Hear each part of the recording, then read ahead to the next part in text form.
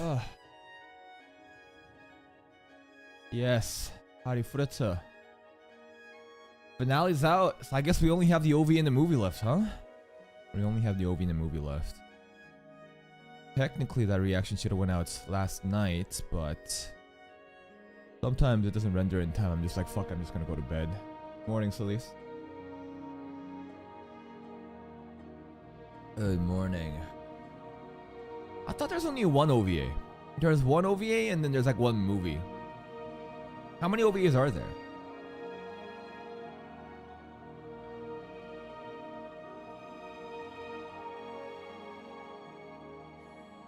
That's alright, Waze. The VODs are there. Hello, Rio. You can go to bed. Don't force yourself. But does anyone actually know how many OVAs there are for Arifureta? I swear to God, there's only one OVA that's like 20 minutes long, and then there's like a movie that's like 40 minutes long, I think.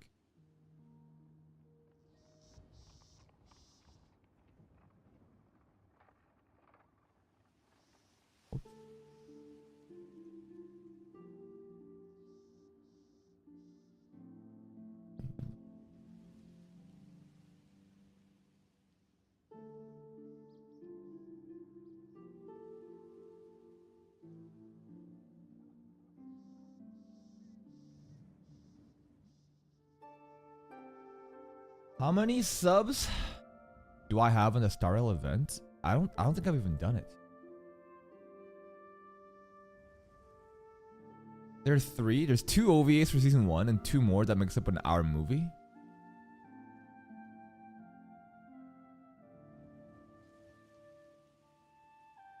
I'm missing one of the OVAs.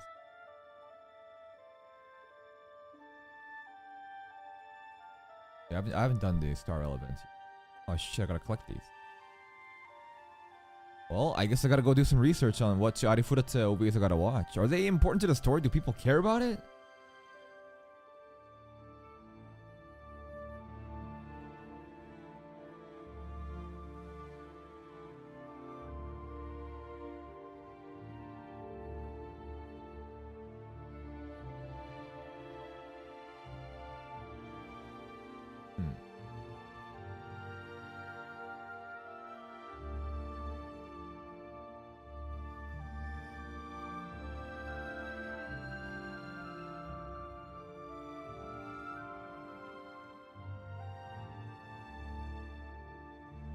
Only one OV interests you? Which one is that?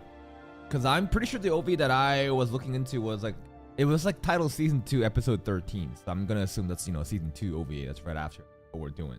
But there's maybe one OV that I missed for season 1.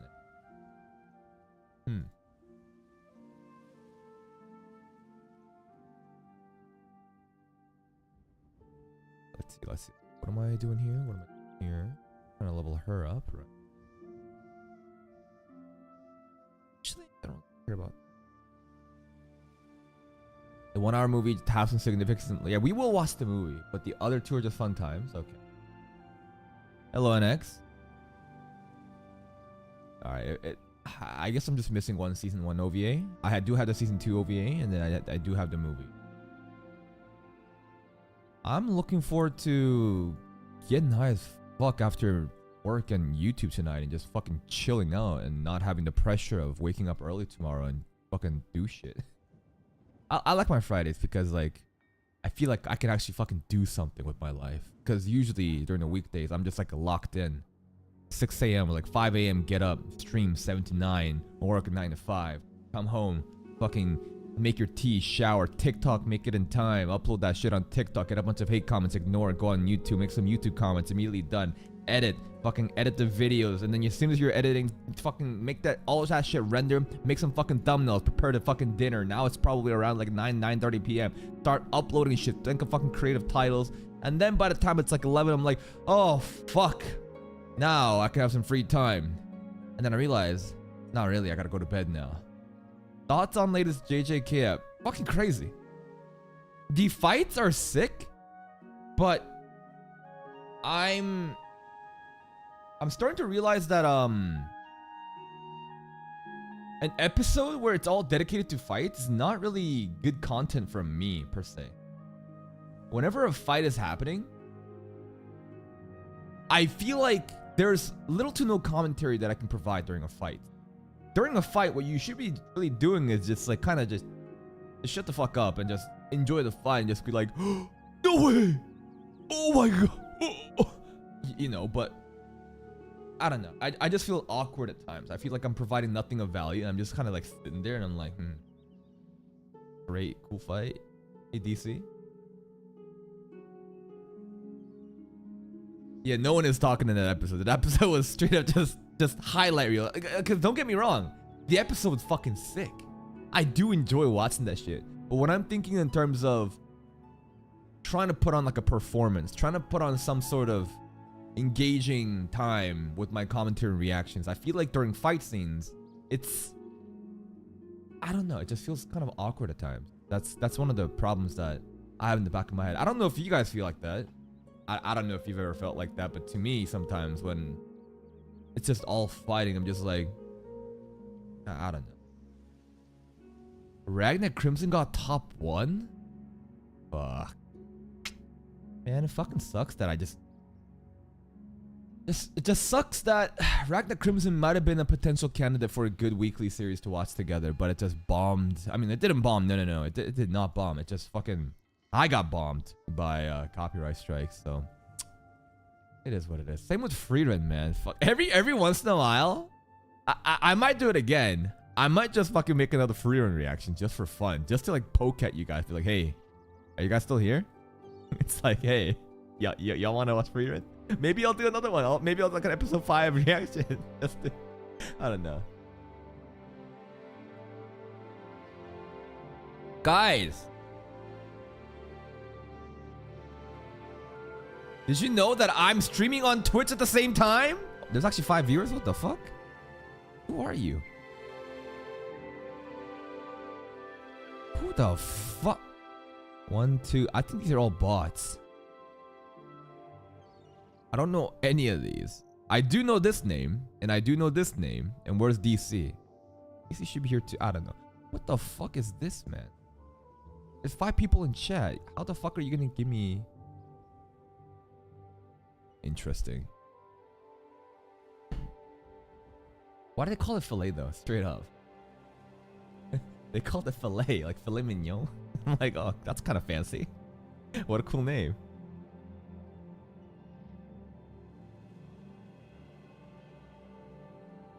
No. People who no. It's not. These people are permanent. They just fucking... I don't know who these people are. They're bots. Straight up. They don't leave chat. They're just there. Even if there's 0 viewers. They're just bots. What the fuck? Kept the change. You're also a bot? Scott Pilgrim. I didn't even know. I think you keep mentioning Scott Pilgrim, Jake. Is it good? Is it good? Alright, let's see if there's any new followers, huh? What is alerts? Don't care. Alright, let's see our new followers. ADZZ16, thank you for the follow. Slowpoken, thank you for the follow. Subsonic Pie, thank you for the follow. And that's pretty much it. That's pretty much it. Pretty much. Isn't wrong that Twitch title? What's the Twitch title right now? Oh, I should fucking update the Twitch title. You're right. You're right. How the fuck do I do this? I do like edit. How do I edit? Oh god. Edit layout. Oh god, no. Oh god. Home. Manage stream. Edit stream info. Great. Now what's my YouTube? What is the title of this stream on YouTube? Fuck. I need to figure this shit out, man. Every anime to watch in... Oh, I might want to check that out. Hold up. Let's go to here. When I go live, I can change... Yeah, there's an option to do that. Yo, did you guys see this shit? TikTok's Osama bin Laden fiasco. There's some shit going on in TikTok where people like Zoomers, Gen Alpha kids, are like saying a bunch of wild shit about bin Laden. Alright. Done. Ooh. Many of you guys are on Twitch, huh? Kept the change. Thank you for the follow. I didn't expect like there'd be like 11 viewers on Twitch. Yeah, last night I didn't I fucking kept the because like on YouTube you basically reuse old templates to like what's the word? You use old templates to kind of like you pick a video to base the videos upon, so you don't have to rewrite a bunch of shit. I forgot to change it to funny one. I had the same one before. Not that it mattered. It actually didn't matter. It got the same amount of views as I expected within the time of upload. The titles really don't fucking matter. I literally could just call this Mahoka Season 2 Episode 3 reaction. No, I don't even have to do that. I could straight up just call this Mahoka Season 2 Episode 2 reaction. I could get the title episode wrong and it doesn't affect the viewership. I don't even need a title. I could just fucking have a period, like a dot on it. And people would click on it because they know that this is a Mahoka reaction. Titles don't really fucking matter. If it's a community poll series, titles don't matter. If you're trying to compete for like a broader audience on a wide-ranging topic that your community might not be into, then titles actually do kind of matter. Twitch affiliate. Affiliate doesn't really matter, right? Like, look, let's is it analytics, achievements? So if I just stream like 2 more times, then I guess I just become an affiliate. But like anyone can become an affiliate. This shit really doesn't matter. This actually does matter though. This is gonna be really hard to break. Hello, Windrunner.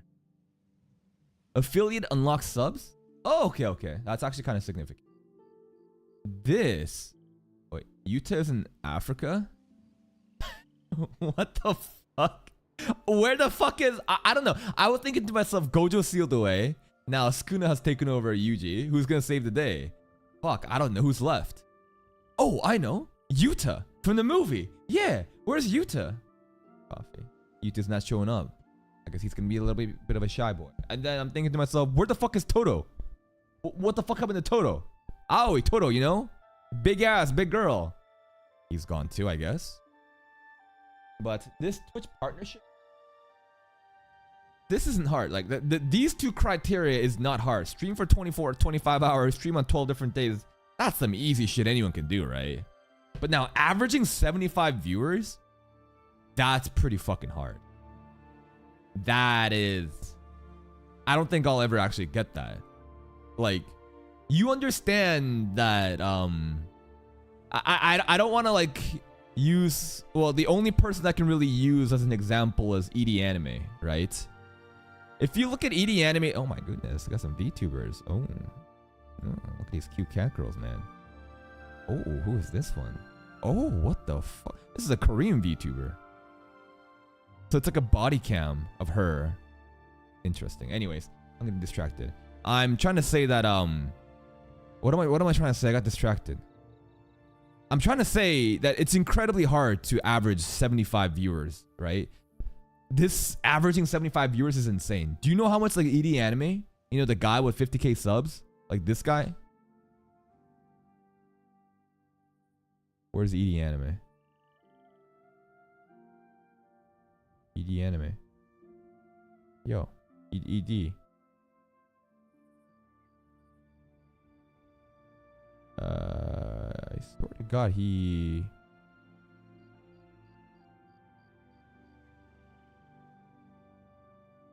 Where'd he go?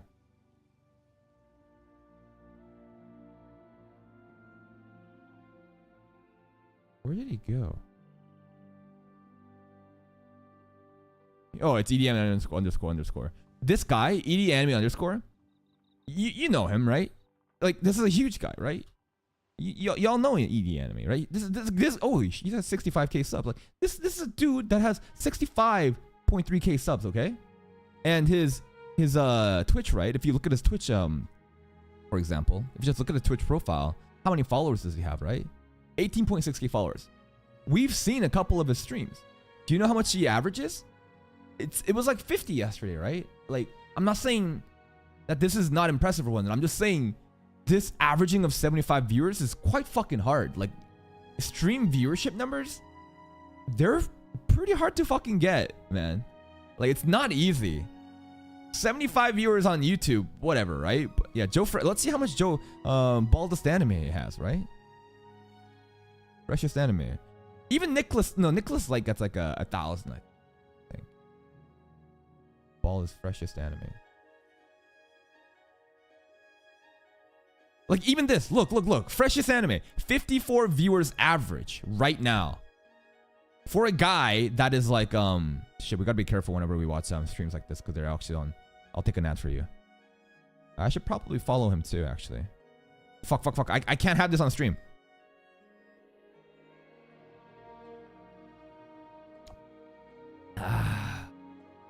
But I'm fuck, I can't display it on stream because like I'm streaming on YouTube right now too. The visual display will get like copyright. Motherfucker, stop playing the fucking ad. Okay, but the point is, for a guy his size, right? Again, like freshest anime, another big channel, right? 55k sub channel with like, I don't know, like almost like 10k followers on Twitch. Even he's like averaging like 55 viewers right now watching anime. Like, it's really fucking hard to get this 75 viewership. Average of 75 viewers, right? Concurrent viewership excluding hosts, raids, or embeds. Like, it's pretty fucking hard, man. These like streaming numbers, like when I never streamed before, when I was never a content creator, and I also only used to like what's it called? When I used to only let's see what Joe Fresh is. I'm gonna follow Joe. Baldy. Follow. Yo, I wonder what this soup tastes like. Is it just like a Sheesh! I gotta verify this account. Oh shit. Yo, am I gonna get a follow? Am I gonna get a? It's gonna be like Kaka TV has followed. Hello? Is this Tatsu no Yusha season 3? All this anime. Come on, say my name. Come on. Get me a fucking, I don't even know. All this anime. Come on. Wendy's, I swear, is like the first place. I keep poking in and out. I can't play the song. I can't play the visuals. But anyways. Yeah, you probably off notification. You don't want that shit fucking just popping out, you know, TTS and stuff when you're fucking reacting, right? It makes no sense, right? It makes no sense. But again, like, even people as huge as these people, like, they're averaging like 61, like 50-ish, right? This 75 to get partnership is incredibly insane. I'm not sure if he is a partner, actually. Probably is. But anyways, it's really hard. He doesn't upload these to YouTube. No, these are weekly series that he doesn't upload on YouTube. This is for Patreon stuff. It's for people that are like loyal viewers that'll like catch a stream live. Like if you want to, I thought it's an affiliate to get the sub button. I'm not really sure how that works.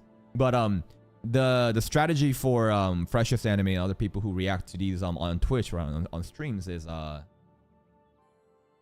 they'll I'm sure maybe he watches some animes that he does upload onto YouTube, right, on stream, but for the most part he knocks off a lot of what's it called, he knocks off a lot of different weekly series that he wouldn't upload to YouTube because they would perform bad because they're random shows that not everyone cares about, but some people actually do care about on Patreon, right? So then he'll upload those to Patreon, he'll stream those too, and if you happen to catch it live on stream, then hey, that's like a plus to you, right? It's like an incentive to come out, right?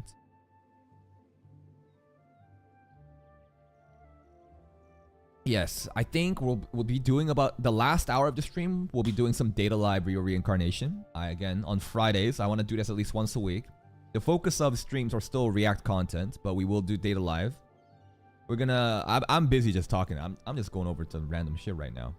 But yeah, I was just trying to explain, like, getting Twitch partnership, averaging 75 viewers. Like, when I never made content before, I didn't think that, you know, 75. I thought people averaging like 100 viewers on stream are wasting their time. I was like, what are you doing?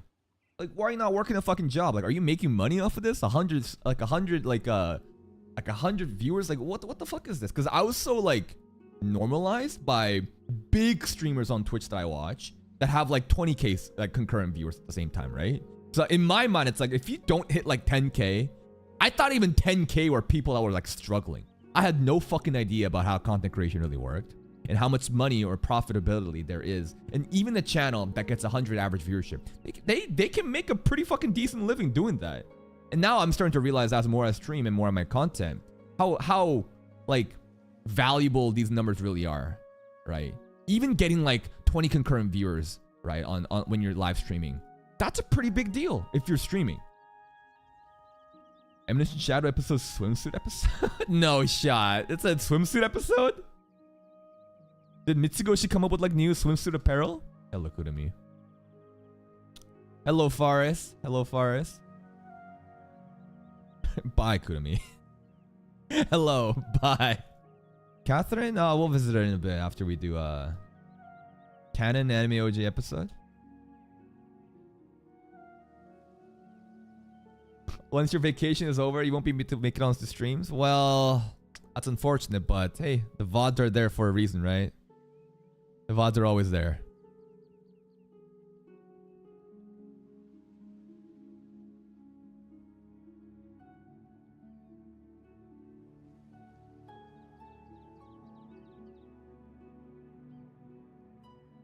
Yeah, we will watch those Kunami videos. The 411 anime reactions, I want to experiment a little bit more with them.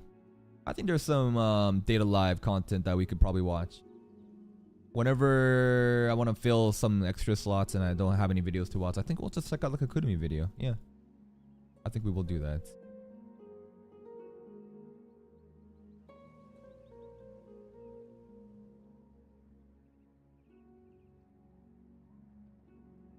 New Spiral Abyss SL. I heard that if you just bring the right Hydra units, then it's actually pretty easy. Did I get Furina? NX, my man.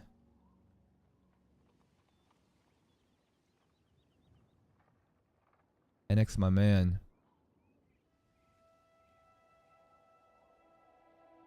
Let's see. Let's see my TikTok. They did alright. They did alright. I didn't upload the JJK stuff yet. Alright, here. Are you ready? Are you ready? For VTuber auditions. Because they want to see... Yeah, you were there, weren't you? Hey, do you have a streaming experience? Bro is an addict. You're absolutely correct. I am an addict.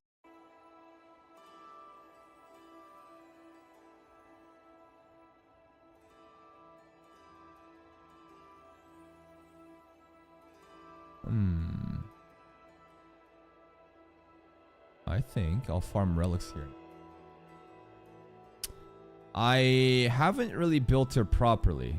I need like there's a domain I need to farm. I haven't farmed it ever, so I need to get on that.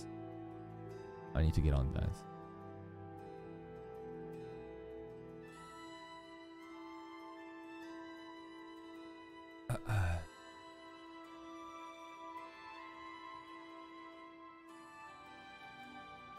Okay.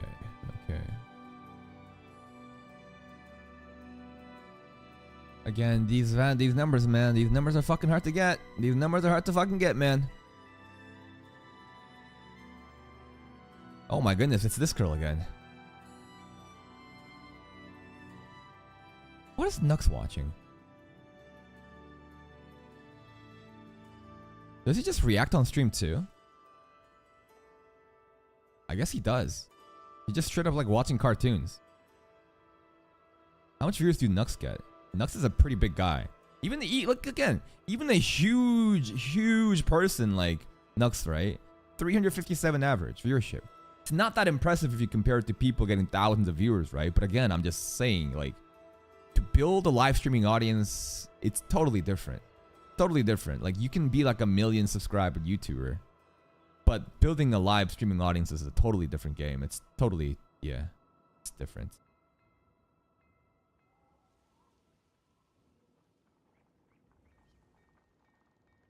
What else are there? Oh, this is like a really popular male VTuber. Sho, right? Shoto. This guy's huge. He's like the OG femboy.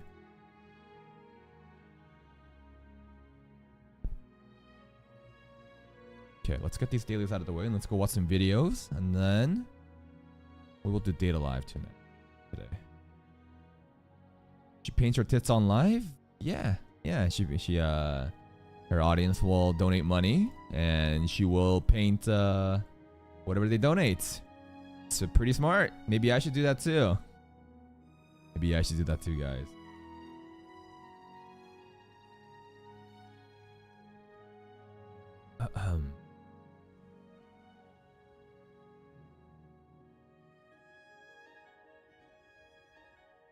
New relics for dot teams and follow-up units. Yeah, those teams are something I'm not investing in.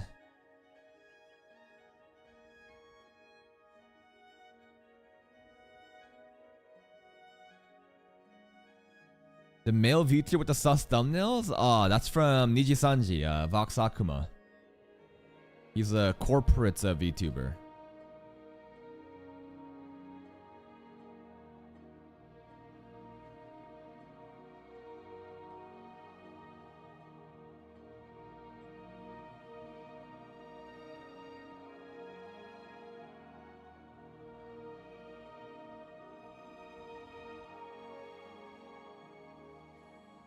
Vox ASMR flashbacks? Yeah, back when we were doing a little bit of VTuber research, huh? I did make you guys watch those ASMR streams, didn't I? We did do that. I'm sorry for that. Y'all are definitely not the target audience for that. I just needed to understand what he was doing. Yeah, I don't think there's an overlap between Scott Pilgrim and the animes that we're watching right now, to be honest. There's like little to zero to no overlap. Even if it's called an anime, I really doubt it. I will most likely not be watching it because we're focused on the community series right now. And if people actually do want to watch it, it would get mentioned at least once in the wherever I ask for new animes to watch. Speaking of asking for new animes to watch, yesterday I decided to open a new perk for patrons. Now we are going to be added a new perk here. So for this tier, it gets everything. It gets early access, it gets the movies. But there's also Patreon exclusive anime reactions I'm going to start doing. Where's the post? Post type. Yeah, right over here. 50 comments. 50 comments, but basically it's the same shit as YouTube community poll series, but instead I'm going to do a Patreon exclusive content. So it'll be something like 1420. I need to make that higher. I don't want anyone to buy that shit. I should just make that. I should make that shit straight up like $4,200. Because I did a math on this. Like, think about this, right? Think about this tier, right? Let's say, and this is for per month, right? This is per month. You can offer one series. Like, let's say per month, right? How many? Let's say you're working 40 hours a week, right? Full-time job. There's like 4 weeks in the month, right? 40 hours times 4. That's 160 hours, right? During those 160 hours that you worked, how much does $1,420 gets like put into that, right? So then you divide that by 1420, right? So 1420.69 divided by 160. Suddenly it's $8.87 of billable hours. So now this, even though it does look ridiculous, if you think about it, if you think about the time that I have to put in, and assuming that's full time that I'm doing, that's fucking making less than minimum wage, $8.87. This shit needs to be actually higher if you think about it. Even though it looks ridiculous, it is. But if you do the math and if you really dissect the amounts paid per hour, assuming it's full-time hours, it's really fucking nothing. Now, obviously, it's not going to be full-time hours. I'm going to be watching anime for that long, but I don't want anyone to buy that. Like, that's just a meme tier. Like, that, some people do have it. Like, it's targeting a totally different audience. There's going to be like that 0.0001% that might buy it. If they do it, then it's like, fuck, all right, maybe I can just pay rent with it. It'll be a little bit annoying. It'll fuck my schedule up, but it'll probably still be worth it. But for the most part, it's like, I don't need to rely on it. It's just there for a meme. If anyone actually wants to wail out and do it, it's like, sure, I guess, but that's, yeah.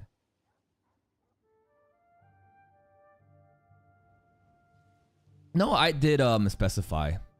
Limited one series per month. Can't be some 500 plus episode long running series. It's just like, you can make me watch fucking hentai if you want, but it's like, I'm not gonna, you know, watch fucking Hunter x Hunter just for you, you know? It's like, you know, we gotta be careful with that shit. I can't just be locked into fucking, I don't know. But yeah, on Patreon, we're gonna start doing those exclusive reactions there. And if people actually, let's say, I don't know, let's say, what's a really popular anime? Let's say some anime wins here on the Patreon exclusive polls, right? But then later, when I ask on the YouTube community polls, some people actually vote for that same series, right? Then if that wins, then I will re-upload the Patreon reactions onto YouTube. That's how it'll work. So just because it's on Patreon lock doesn't mean it won't ever be on YouTube. Right? That's how the system is gonna work.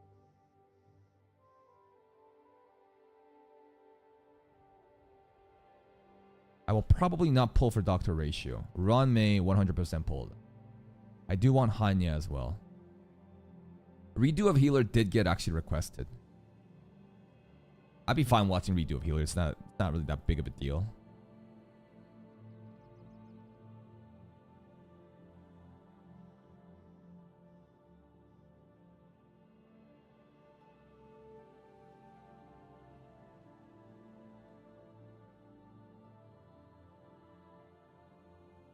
I think we're almost done with dailies, and then we can just straight up get to videos. Hold up, I just gotta take care of some shit.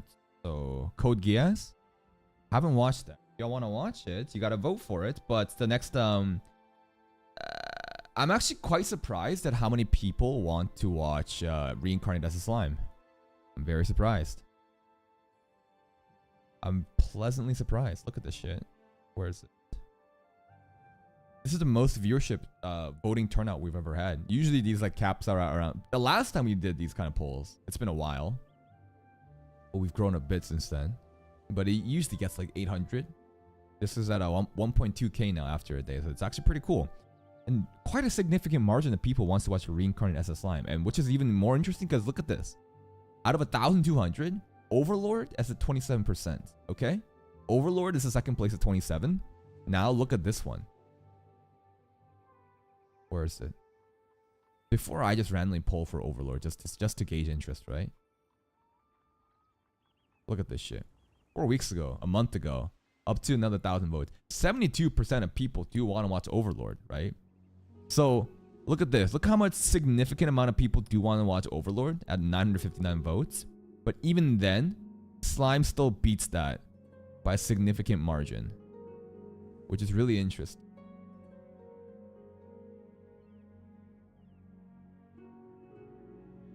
And honestly, I think we could watch any of them. Like 27% of people voting for Overlord doesn't mean that there's only that many people that want to watch Overlord. No, it just means that during this current lineup, a lot of people wants to watch, you know, Slime first, and then they want to watch Overlord. You know, it's like the order of watch is what's going on here, rather than like, oh, I don't want to watch Overlord. And yeah, that was a Jumonji picture. Jumonji's fucking high school. His grade 11 school picture day. That's him right there. Yep. Your average 17-year-old. Now, what I'm wondering is, do these people realize that I've watched Slime in the past? That's gonna be the tricky thing. But because of that, we're going to be basically, I'm sticking with I'm not gonna ask for a community poll series on YouTube for a while, because we have Slime, we have Reincarnated, we have Slime, we have Overlord, we also have what's it called? We also have Classroom of the Elite re-uploads, which will happen as soon as Arifurata is over. Yeah, YOLO Master, you're exactly right. Doesn't mean they don't want to watch Overlord, just means that right now they want to watch Slime first. That's their priority. What am I doing? What am I doing? What am I doing? What am I doing? What am I doing? What am I doing? What am I doing? Do I need these books? No, I don't think I need these books. Actually, maybe I do need these books. I don't fucking fuck. What am I doing? What am I doing? What am I doing? I need to burn something. I need to burn these resin. Come on. Come on. This guy? You. Nice. We can go there and burn this. Doesn't mean that we can't watch, you know, Overlord after Innocent Chat. I mean, we will watch Overlord. It's definitely up there. Like, as soon as like Slime is done, we're gonna, after Slime is taken care of, we go to Overlord immediately. It'll happen, man. Don't worry. It's a lot of good animes that we got to look forward to. And don't forget, there's fucking still ReZero. You know, ReZero still exists. Who knows when that'll happen, but it's there, man. It's there.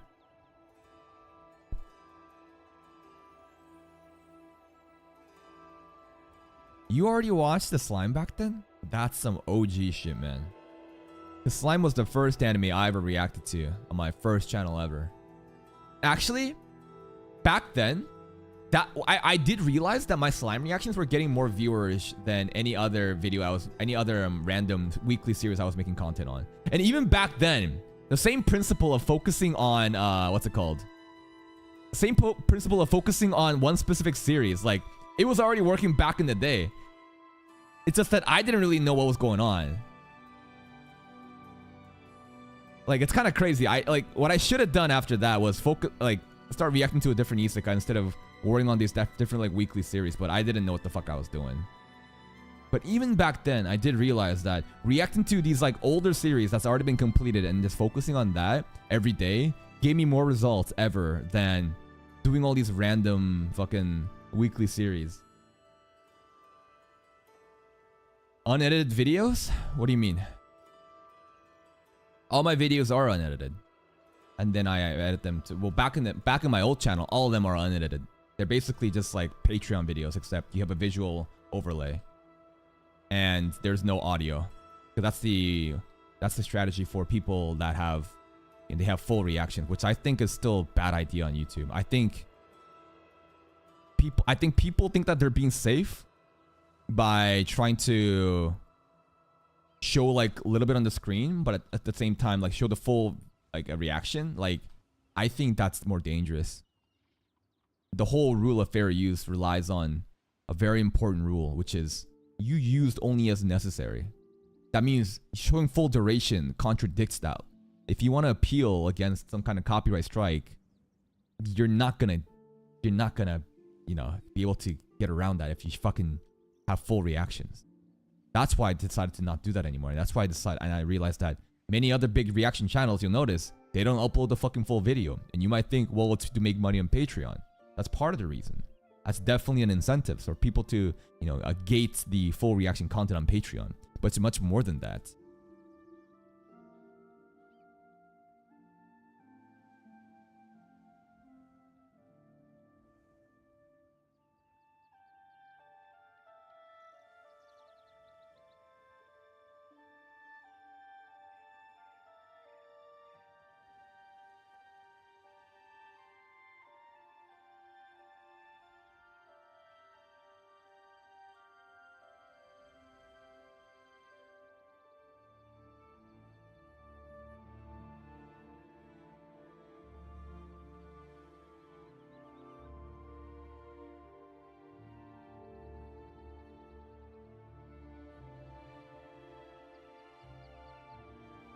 How many episodes of Jujutsu Kaisen is there left?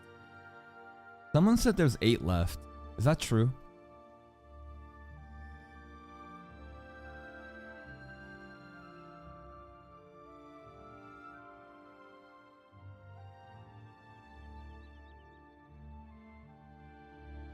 $24 total? There is 8. Because right now we're only at like, what, 17? 18 or some shit? Right? Hello, anime edits. I'm doing well. 23 total? Are you sure? These are actual numbers, like verified, confirmed?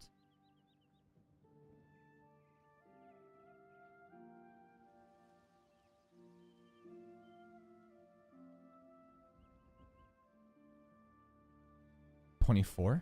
Everyone's giving me different numbers. 23 total. What are we at right now?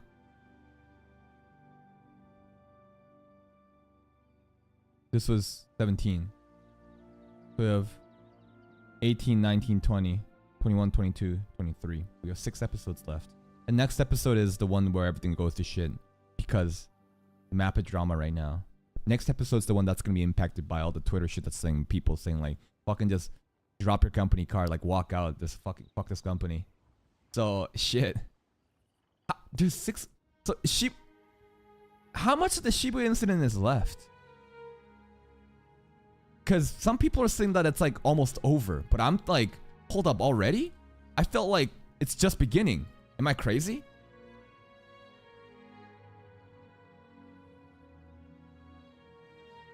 I'd be kind of disappointed if Shibuya incident's already over.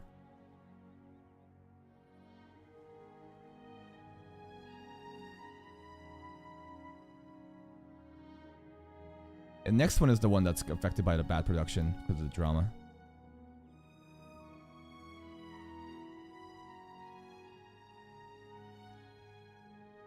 Well, all the important shit with Sukuna is it's about halfway through the Shibuya incident. Okay, good, because I thought like this was like the climax of the Shibuya incident, the last fight, and like we're done now. And like, wait, what? No. Okay, we still have a lot. Okay, good. Where's Toto? Where the fuck is Toto? Aoi Toto. Like, don't tell me he's fucking around with what's that idol he likes, you know? There's the one idol he likes. That's why he's not here right now.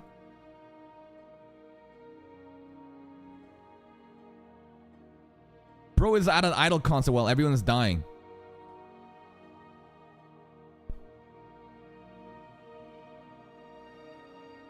I want to watch Hunter x Hunter, but that needs to be recommended. I can't make videos if my audience doesn't care about it.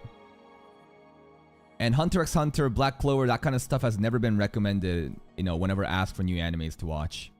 If it ever does get recommended and it wins in a poll that we do, then yes, we will definitely watch them. It's not up to me though. It's not up to me on which anime gets picked to watch. It's up to you guys. That's how this game of YouTube works. Alright. I think it's time. We're done with Genshin. We're done with Honkai Star Rail, I think. Let's get some videos going. And after that, we will have a Data Lab reaction. Sorry, I mean, visual novel pretty much is a fucking reaction, isn't it? Did I do one meme poll? Did I do one meme poll for Hua Hua? Hua Hua? No, I'm saving my shit, bro. I'm saving my shit for Rame. I don't need her. I really don't need her. She's the last character I need.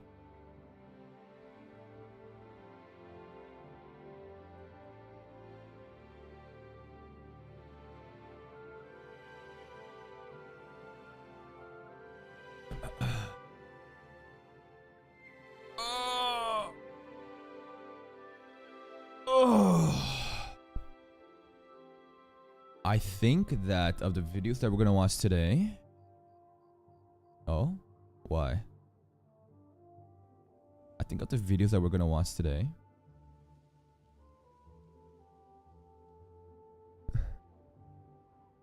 This is an interesting one. Maybe we could check one of these out. This seems like a short one. There is this Neil Desai irregular Magic High School video I wanted to check out. This is the Demon Right video. Nah, people bring up, they comment shows that I've already watched numerous times. It's that on YouTube, it's all about understanding your audience, and my audience does not give a fuck about shonen. That's the problem. That's why it doesn't get recommended. Most are recommending shitty isekais and trashy harem shows. That is kind of those are the cards that's been dealt to me, and I can't really change that. Like, we used to do Bleach reactions. They did not do well at all. When you make a video on YouTube, it's not making videos on what you personally want to watch or you personally enjoy. Although that is kind of important. It's more of, what does your audience want to watch? Draw more cards? I mean, that's the whole point of making content right now. The more my channel grows, the more likely that other viewers like you, for example, might show up that actually has an interest in these shonen shows. If there's enough people like that, then one day it gets commented, right?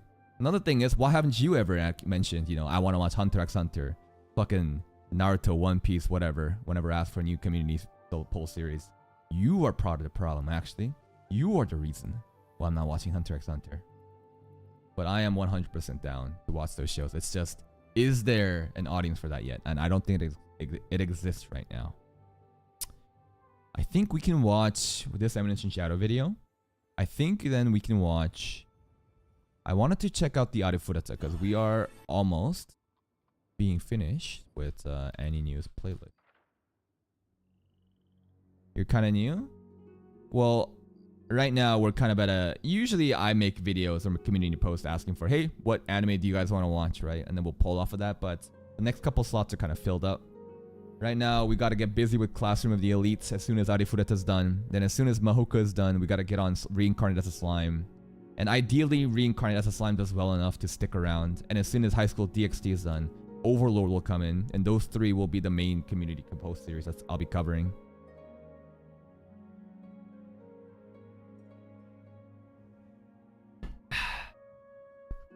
Do you know what happens when you report for copyright, like fake copyrights? You get into some serious legal problems. Like, you have no clue. Like, sending false copyright strikes and shit like that. Sure, you can abuse the YouTube system, but there are legal repercussions if the other person, you know, actually follows through with like a counter. I hope you're ready with the money. You ready to go bankrupt? You won't have money to spend on your mobile games anymore. I think we could watch Shay's backstory one too. And this is the one we're at right now, because we've already watched this. I think we've already watched... We haven't watched OP Equipments yet. I didn't watch this intentionally because there was some Season 2 stuff being spoiled. But now we've seen everything, so I think we can watch all of this now. So, here's the plan. We got one Innocent Shadow video. This will probably be like a 20-minute reaction. This one is probably going to be like a 30-minute reaction. That's about an hour, I guess. And then by then, maybe we'll have time to get onto some Data Live content. Yeah, I think that'll be pretty decent. And that's what we should be doing.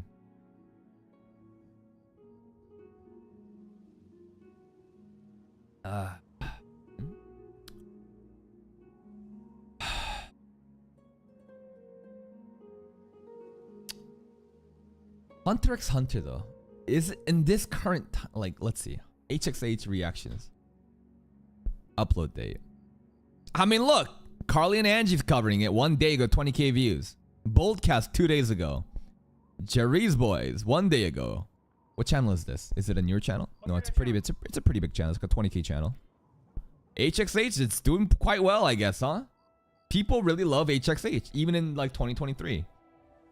Look at this shit. Studio Gek is making HXH. I guess I'm the, like, what the fuck? Why is everybody making I didn't realize how fucking popular this was. Literally everybody is making Hunter x Hunter reactions. What in the fuck? What in the fuck is going on here? What is this channel? 250k sub? Okay, they've been doing this shit for like 7 years. Okay, they've been grinding it out. Okay, that makes sense. I'm like, is this like a new channel? What the fuck? But yeah, I guess there's a lot of Hunter x Hunter, man. What the The Ninjago Bro, you need to check this out. Ninjago reactions, yo. All your favorite anime reactors? Bro, they're making Ninjago content on a separate channel, bro. Look at this shit. Enrico's going hard in the Ninjago shit.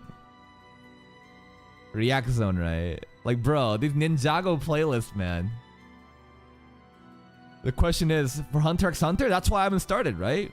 Even if there is like a Hunter x Hunter audience out there for these people, it doesn't mean that that's my audience. And what's more important is, does my audience want to watch it? Right? If they do, then fuck, let's go watch. Let's go watch, you know. Let's go fucking watch Hunter x Hunter. But until it gets cleared, right? Until it passes like a sanitation check, like a little test check, it'll never be made on this channel, man. No, I am not popular enough to attract new audiences. Trust me, bro. You trust me. It's content creators quite often mistake and overestimate how much clout and influence that they have.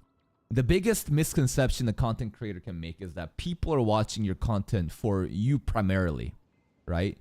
And hopefully, you know, ideally, you want to become a content creator that's able to make content on any kind of topic, because at the end of the day, people should be interested in your takes, your commentary, your reactions. Not necessarily there for whatever you're watching, but they're there for your takes. And now, for a guy as big as, let's say, Asmongold, right? He's able to do that because he's been doing this for a long time. He's an internet phenomenon. He's a 2.2 million subs. Everybody knows him, right? He's created and established his brand over the last decade. That's why he's able to do so much different topics and get away with it. But not everyone is an Asmongold. It's incredibly fucking hard to do variety content like this, especially on YouTube on top of that, because YouTube punishes variety content. YouTube promotes... The game of YouTube is to understand your audience, see what they like, and just farm the shit out of that one specific niche and try to build a momentum off of it. because the YouTube recommendation system is all based on your audience's like watch preference, right? So if you look at my content, right? If you look at my videos that does well, you'll notice that the videos that does well is like an Emerson shadow. It stands out above all else. And then after that, there's some other ones like Arifureta, Mahoka, and DXD, which are community poll series. These are curated series that I know would guarantee that my audience wants to watch because they voted for it. But every other anime, they're pretty much L's, right? Dark Gathering gets lucky sometimes because there's not many content creators creating it. This is another phenomenon where there's a lack of supply, but there's a lot of demand, so I fill that need. But I'm talking about, let's say, Komari, for example. The Shut-in Vampire, it doesn't do very well. Arknights is another phenomenon where I'm getting carried by the Arknights community itself and not by my audience. But this game of YouTube is all about understanding what your audience wants and making content off of that. The more you try to diversify, the more you hurt the YouTube algorithm chances to promote your content out to other viewers because it loses trust, right? You make like these free run reactions, they do really bad. The more free run that I make, what happens is the YouTube algorithm is like, okay, you made a new video. I'm going to push your free run video out to your loyal audience that's been watching all these different series. But then what happens after that is, oh, they don't click onto the free run video. And then it loses faith in you. And then it'll stop promoting your future videos.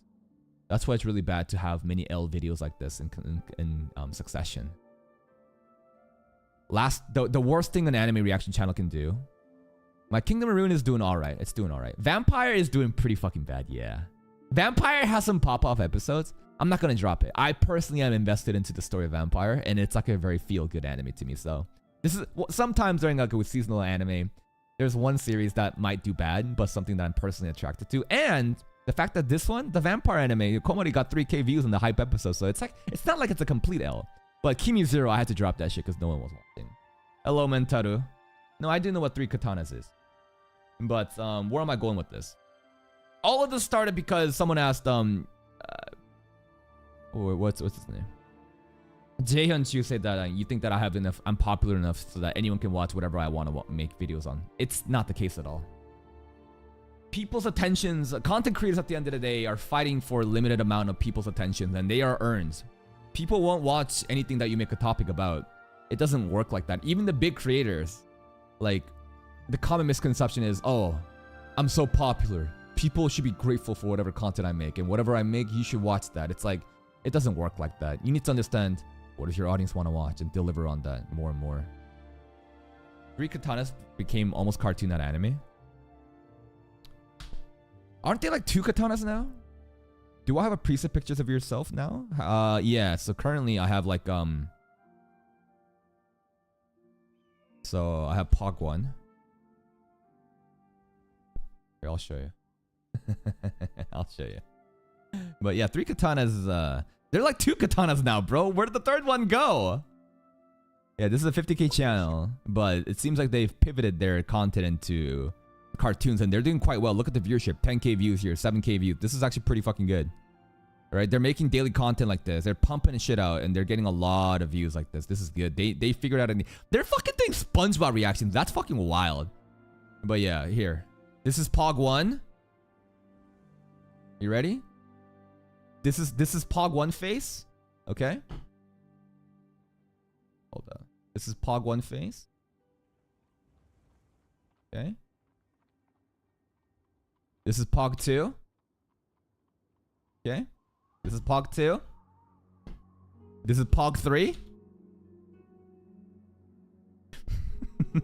This is Pog 4. This is Pog 5. This is Pog 6. This is Pog 7. I like Pog 6 a lot. This is Pog 9. Wait, do I have a 9? No, I guess that's it for that. Do I not have Pog 9? Okay, no Pog 9. And then I have OMG 1. I have OMG 1. I have OMG 2. I like this one. OMG 2 is very good. I like this one a lot. I have OMG 3. Do I have OMG 4? No. What else do I have? I have what else do I have? Fuck, there's a couple of these I have. There's Pog, there's OMG, is there funny? XCF. What else? I have OMG, Pog. Anyways, that's where the thumbnails come from. Yeah, I started to realize there's no point, you know, like look at this shit. They fucking reuse the same. This guy has the same face. 1, 2, 3, back to back to back. Same here, back to back. Same face here, back. I realize there's no point, you know. There's why make different thumbnails when I'll just pick the one that's like the most, you know. Sometimes it looks dumb, right? Sometimes it's like if it's back to back, it looks pretty dumb. Like for example, I spam the shit out of this one here, right? The OMG one here. Boom boom. When it's back to back, it looks kind of bad. You gotta try to mix it up, right? I'm trying to cycle through it. So instead of just always making new thumbnails, I should take this one too. This is a good expression, but I'm just kind of reusing it. Yeah, I'm just doing that. Edit the shirt color? Nah, the shirt will always remain white. I'm like a cartoon character, bro. I'm a straight up NPC. I'm straight up an NPC, bro. I'm the same cartoon character wearing the same shirt every day, bro. That's me. That's me. By the way, did you know that I have a Twitch, guys? Guys, look. Any new follower? Kept the change. Thank you for the follow. Guys, go to Twitch. Help me out. If you have a Twitch account, you can view me there too. Why don't we? Yeah, I think it's the Gap Moe, right? The suit is the Gap Moe. Cause like every day I'm on this like ghetto ass white t-shirt I wear every day. But sometimes, right? Once a fucking month, the suit comes out of nowhere and I look pretty decent, you know? I'm like actually wearing something that's not a white shirt. So it's like that contrast is what, I don't know. I think it makes it a little bit more special. My merch, I don't think I would sell my face on a merch. Like, would you guys ever wear t-shirts like that? I don't think so. If I were to ever sell merch, I'd have to really think about it, but it'd be something very minimalistic and, you know, actually worth it. But that's in the future. That's in the future. Maybe I'll sell my toenails for you guys, huh? Chibi Kaka when? Whenever I have a dedicated artist that can make a chibi versions of myself. Yes. Yes. Any new followers here? Mentaru! That's you, I think. That's you, right, Mentaru? Welcome. Thank you for the follow. Guys. I need an artist, bro. I need a fucking artist. And NX, I need to import your I'm gonna gift you a membership on YouTube as well, and I need to get the emote that you made, the kaka. I need to get that shit onto YouTube. I need to import it in. It's just taking a bit of time because I'm being lazy as fuck. But don't worry, I will get it. I'll get it. I'll get it going. I really do like the design. I'm not even lying. Yeah, you sent the transparent one. It's just there were some issues with like the size is too big, so I need to like rescale it down to like some kind of specific format for YouTube. And then I forgot about it, and then I need to get back on that. But another thing I tested was we can watch Kagejitsu, by the way. Kagejitsu, we will start watching these pretty soon. I tested yesterday. I uploaded a Kagejitsu video. So how did Baldus Anime watch it? Did he watch it without the filters that he usually does? She over here. No, he's watching like a regular anime episode. So I thought about doing this. I thought about watching, you know, Kagejitsu as a regular anime episode. But I think that it'd be better if we watch this for stream. I think it'd be better stream content. So we're going to watch this on stream. It'll get copyright claimed. It's going to get demonetized, but whatever. As long as it doesn't get blocked, that's what I care about. So it'll be like an anime trailer kind of type, you know, reactions where you get a lot of views, but, you know, it gets blocked. Whatever, it doesn't matter. But Kagejitsu, we're going to get on that. All right, what are we doing? Fuck. There's this Eminence in Shadow video I want to watch. And then there's one I want to watch. Sure, it can Twitch doesn't care? Twitch does care, but just not in the same way as how YouTube cares. Twitch won't. Twitch will block your shit. I think if you get DMCA claimed, your video, the part of the VOD in the stream, it'll get muted. On YouTube, though, it's a bit different, right? On YouTube, it's just like, if you get copyright claim, there's many different things that could happen, right? It can get blocked for visibility. That's the worst thing that could happen.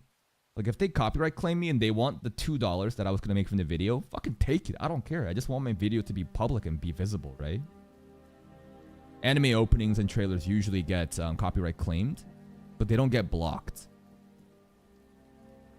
But yeah, on Twitch you can get away with a lot more stuff. It's less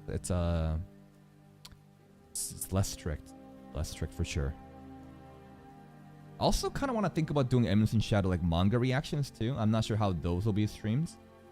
I'll have to think about it. I need to understand how many chapters there are. I need to understand where I can read the manga. Does Kick care? No, Kick does not give a shit.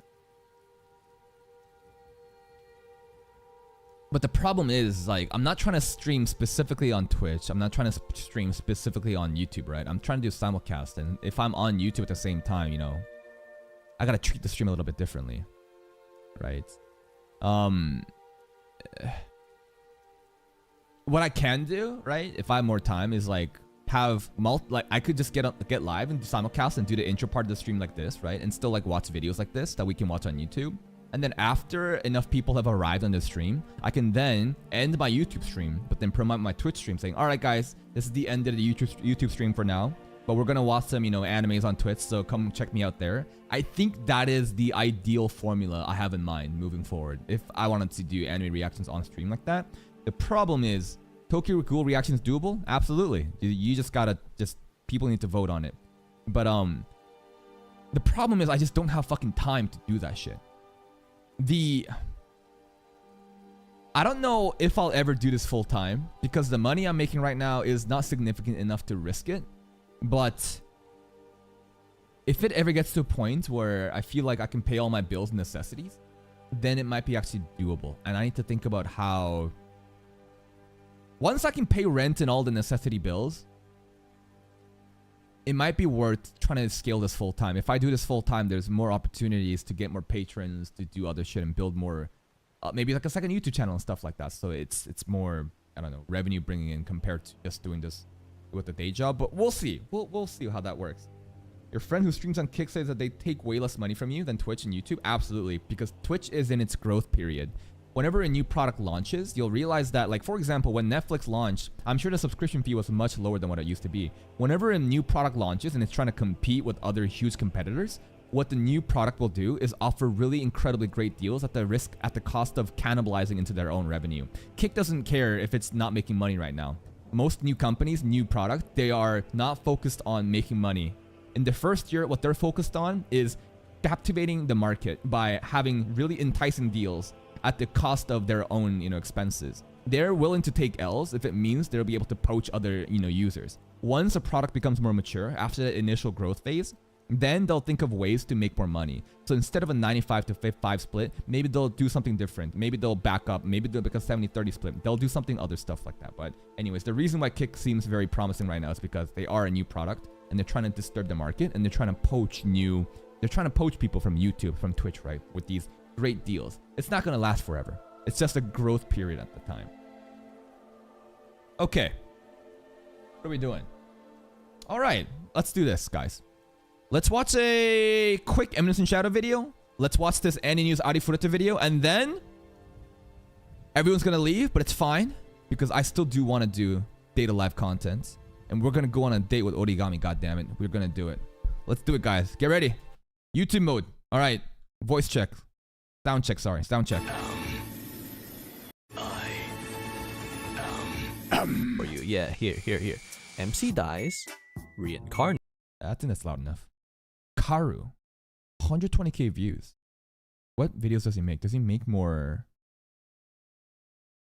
Cool. I'll sub to this guy right now, actually. These kind of channels are perfect. I need more of these kind of channels to watch. Mushoku Tensei is bad, so why is it? I don't think I've watched this. What the fuck?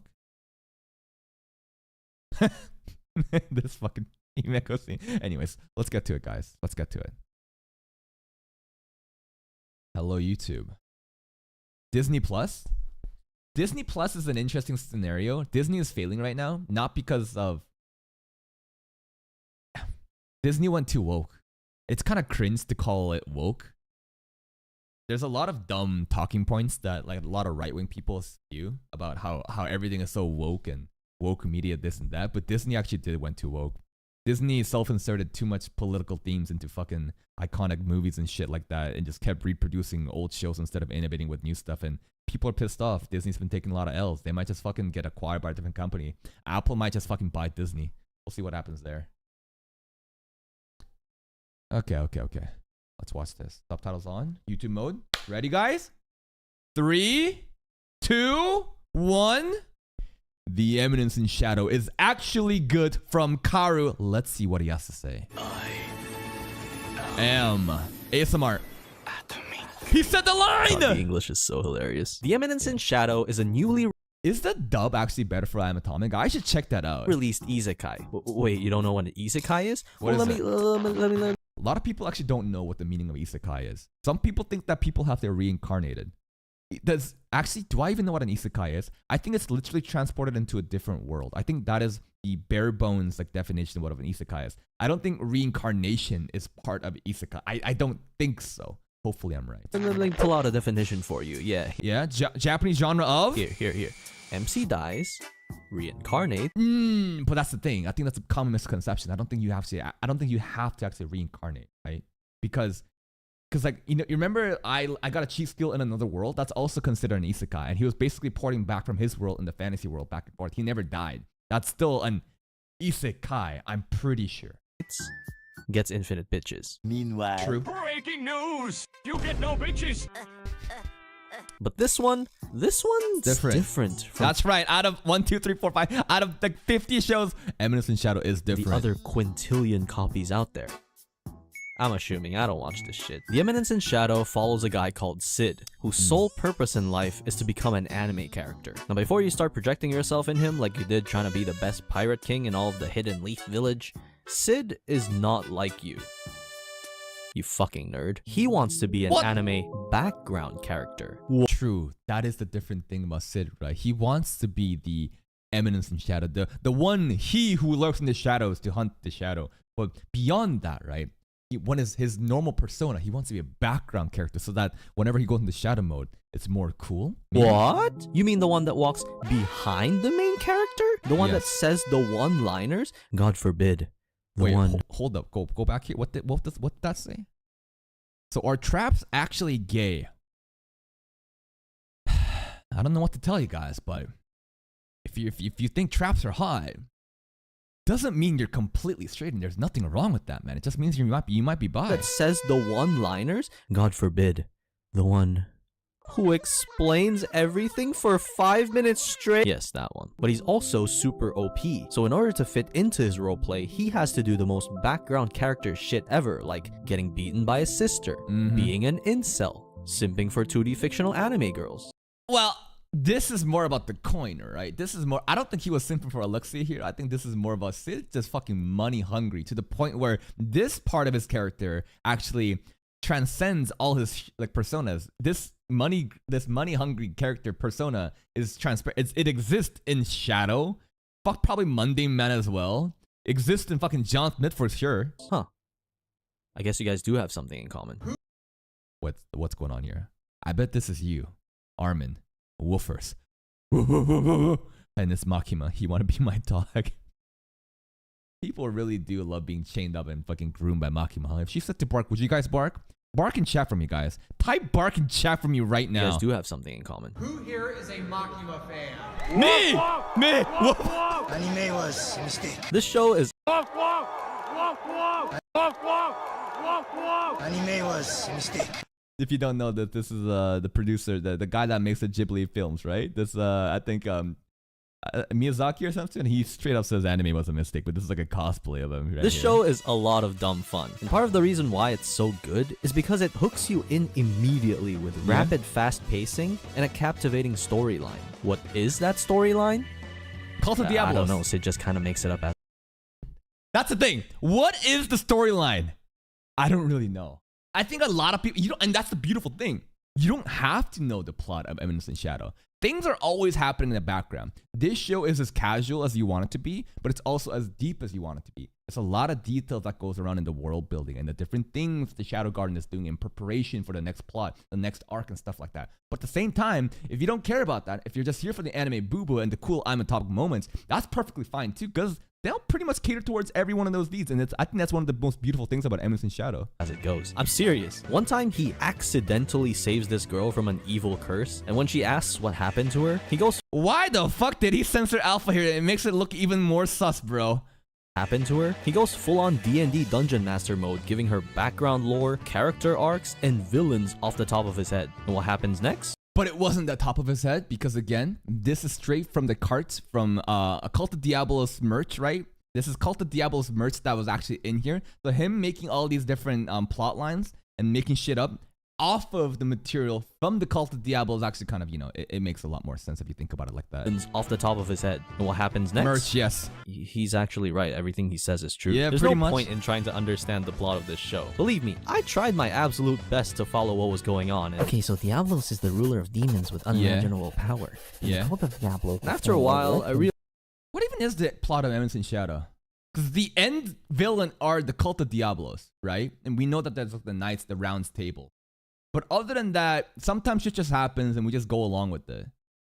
Like the Lawless City, John Smith, we're just having fun side missions. Is this contributing to the Cult of Diablos kind of? They're kind of intertwined. Getan was a part of Cult of Diablos there, right? And meeting up with like Yukimi was kind of important to, you know, establish some kind of alliance for the future and stuff like that.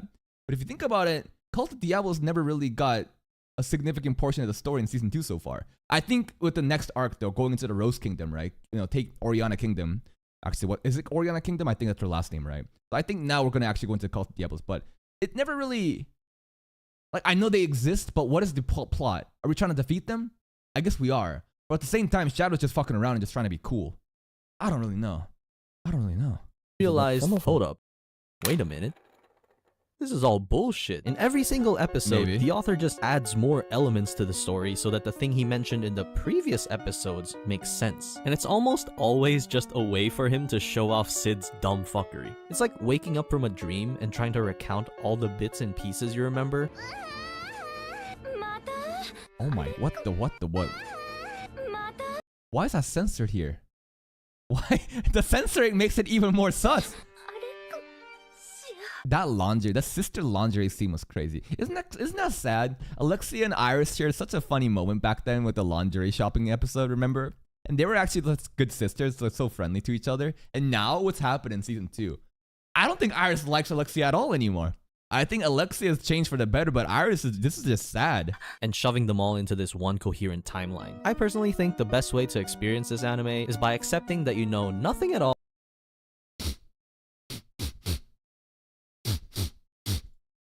and just going along for the ride. Ever since then, any scene that had anything to do with story building pretty much looked like this for me.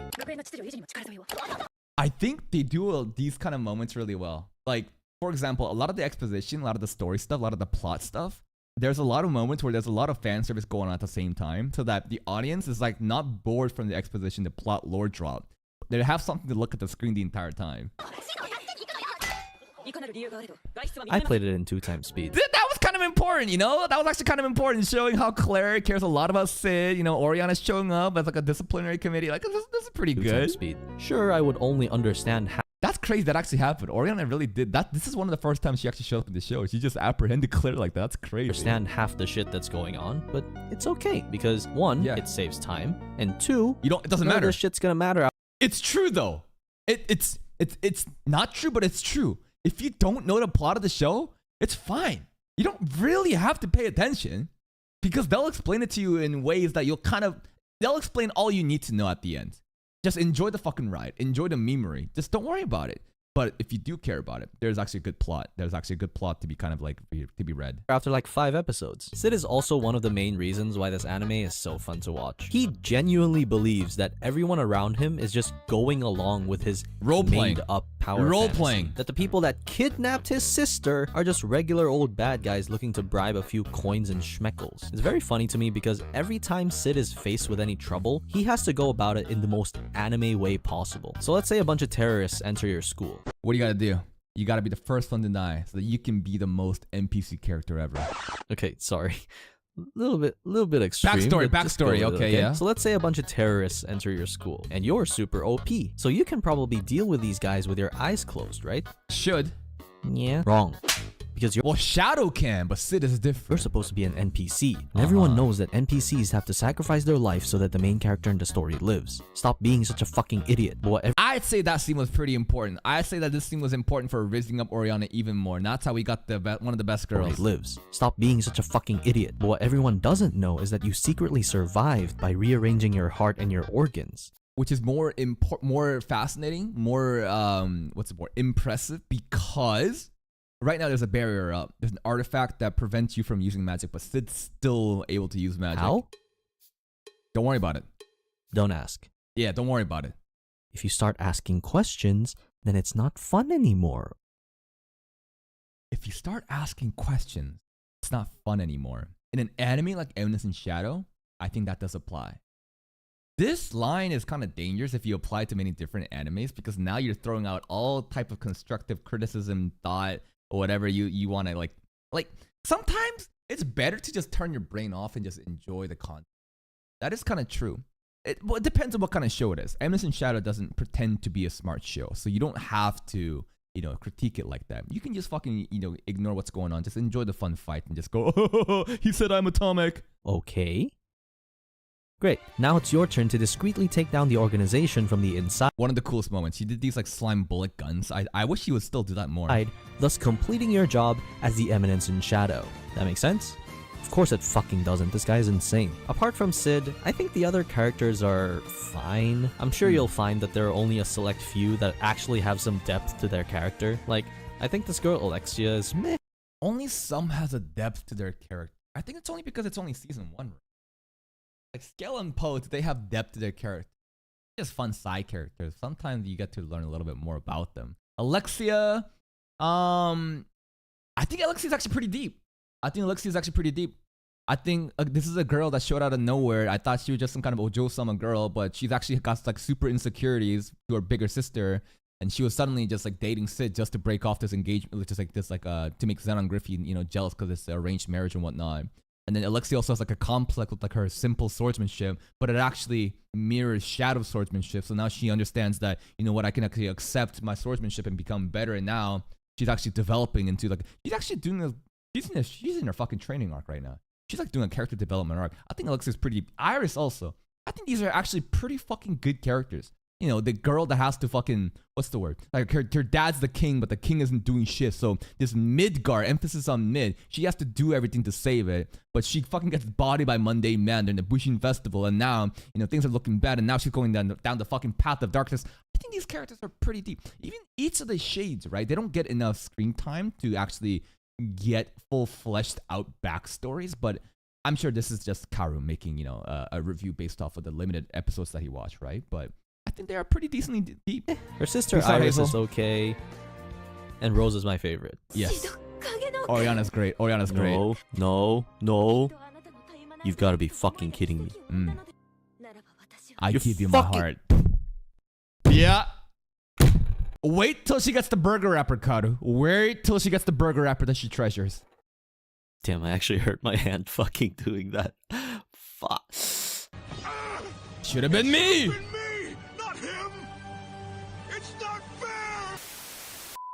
And then And then you got the latest villain right now, who's literally a guy called Perv Asshat. I don't know Lord. if that's a translation thing or it's actually like that straight up, it's just Lord Perv Asshat. in Japanese. All I know is I'm glad my rival in Pokemon is getting the recognition he deserves. There's also this guy, and the this fuck? isn't a Who the no, this is just random Bushin Festival like fights, right? I'm pretty sure this is when Goldie was introduced and learning about power levels. spoiler. I mean, I guess it's like a minor spoiler, but it's really not that significant. Anyway, there's this guy called Imatrai Nautilus, And then it was like, oh yeah, all the names are just puns. All the names are puns. and it's basically like I'ma try Not to lose. lose. Yeah. 'Cause, he tries not to lose.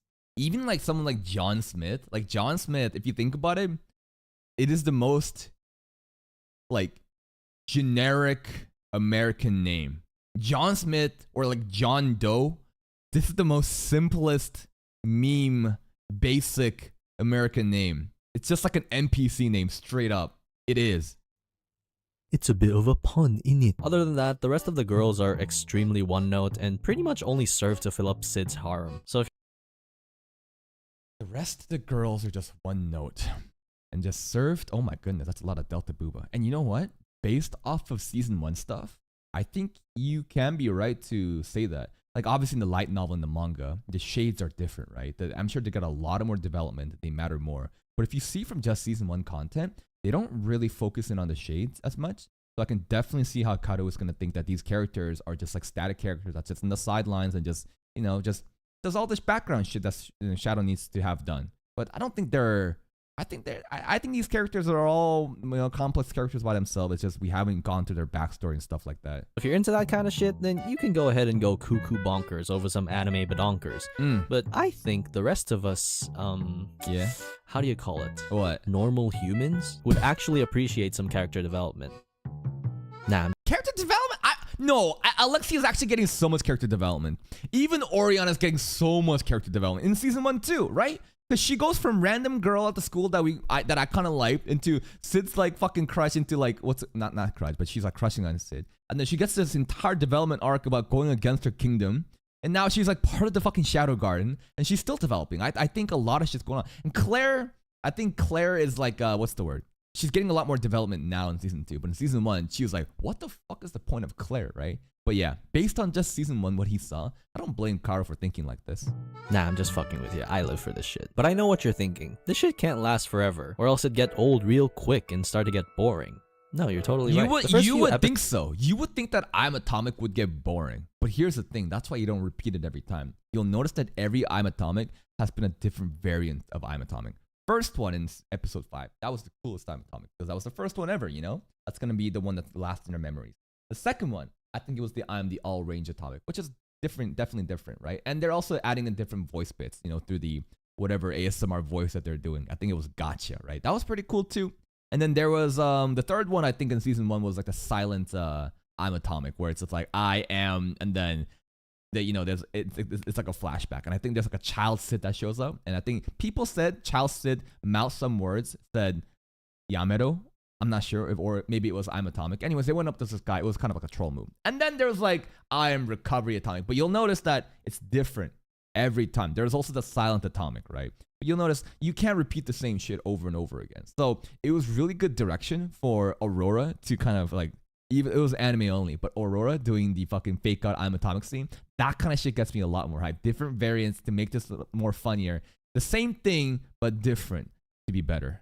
Episodes of this show is like getting clickbaited by a good YouTube title and thumbnail, but everyone like this. Like this video knows you have to make good content in order to keep the audience watching till the end. No, you can make shit content to make the audience watch until the end. What just matters is like the pacing of the video, the different edits. Like, it just fucking mess with the ADHD brain, bro. Just put fucking Subway Surfers in the side.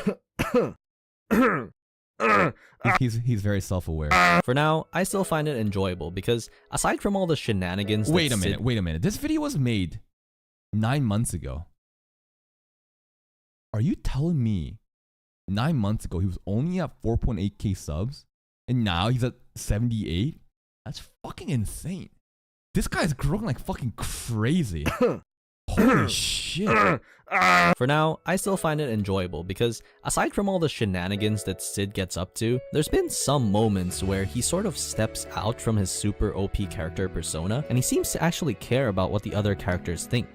Yeah, just fucking toss Roseburg. Did Sid even care? Did Sid care about Oriana's problems here in this scene? Was he even listening? I don't think he was. I think he just tossed her a burger and said, yeah, you do whatever you want to do, and I think it'll be alright. I don't think he listened for shit here, bro. I also like that the anime doesn't purely focus on him, but also lets us look at the world from other people's point of view. You know, from the people who actually risk their lives and have stakes to lose. I think. And that's the point of this show. Again, another comparison with, like, you know, One Punch Man. I think Eminence in Shadow is Isekai One Punch Man because main characters are so OP, they can't show up and solve everything. That's why you have these supporting side characters that you get immersed to, have them, you know, be the focus. And then when they get threatened by opponents who should be jobbers, we think that they're an actual threat because we're seeing this from the perspective of the side characters, which are good. And then Shadow comes in, does a thing, cool moment, repeat, rinse. just give me more of it, bro. It just works every time. I think every once in a while, it's nice to see Sid fuck around and find out what happens next, because apparently whatever he does moves the plot forward, but knowing what struggles Alexia, Iris, and Rose have gives me a better understanding of the world that they live in. It's more refreshing than anything because it reminds me that, oh yeah, not everyone's like Sid. If they die, they die. Yeah. If they're in trouble, they can't Quentin, bro. Fucking just Quentin. one-shot talk no jutsu bullshit their way out of it. The animation is also pretty good. Again, I don't watch isekai shows, because I have a life, so I most certainly have no clue if this is normal. But from what I've seen, this show knows what it's doing in terms of fight choreography and mixing in CGI pretty seamlessly. I do agree that only time will tell how this show actually... This is the biggest bait. These suits were the biggest bait. This never fucking happened, bro. What the fuck? I was waiting for this to happen in season 1. It never happened. Tell how this show actually turns out. And I saw some people on Reddit saying it gets What the fuck is boring after this? What is this? Why? Give me it! certain arcs, so that's also a thing. But honestly, who really has time to think? Isekai fans, when there's a good story in their harem anime. Is this you guys? Is this my average watcher? Is this my average isekai watcher right now? Think about that. Why can't we just enjoy the fun show we've been given and worry about the other shit when we get there? By the time this Agreed. video comes out, the last episode of the season should be airing the day after. And you best believe I'ma be there to see how everything turns out in the end. Am I gonna look back 20 years from now and remember how entertaining of a show this was? Fuck no, that spot's left for Attack on Titan. But at least I can say right here, right now, that this show was an amusing watch. And in the end, you're gonna grow old, I'm gonna grow old, and possibly even as soon as you finish watching this video, as you click on the next one, you'll have easily forgotten about my existence completely. This is getting way too real. What the fuck? That's just life. Unless you hit that wonderful subscribe. That got a little bit too real by the end, but goddamn, I can see why this channel has grown so much in the past fucking 9 months, bro. This shit here 9 months ago. I hope he makes a season 2 video, but goddamn. Give his video, you know, a like if you enjoyed it. Subscribe to his channel if you did. I enjoyed this. Eminence and Shadow, I think, again, amazing. What the fuck is going on here? What the fuck is this thumbnail? Anyways, I think Eminence and Shadow is still perfect. I don't think it's perfect, actually. But... you know, the stuff that he had to say about characters being static, I think that's just because of the limited content we've had in season 1. I don't think the characters are just random characters like that. I think each one of them are very complex and have great story development. Again, the plot, you don't really have to care for it, but you can if you want to, and it'll be a gun time. If you haven't watched Eminence and Shadow, just fucking watch it. But hey, we do these reactions live on YouTube, 7 a.m. PST, on Twitch as well, so hope to see you there. This is Shangri-La.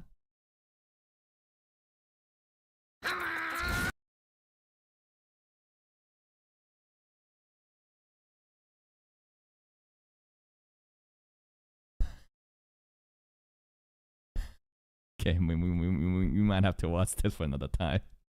This seems funny. It seems like I don't need to fucking know the context of what's going on in this show to understand this. Yo, bro, yeah, even Goldie and fucking Quentin got development a little bit. Just a second.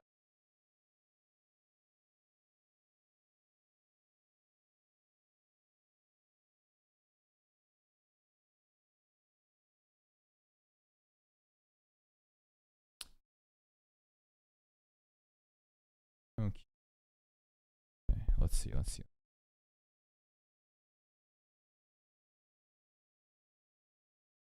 Guys, did you know that we are live on Twitch as well? Please go follow me on Twitch, Kaka TV. If you do that, I'll say your name out right now. Come on, go there, go. Get in there, man. Get in there. Mentaro, I already said your name, Mentaro, but hello, good to see you there too.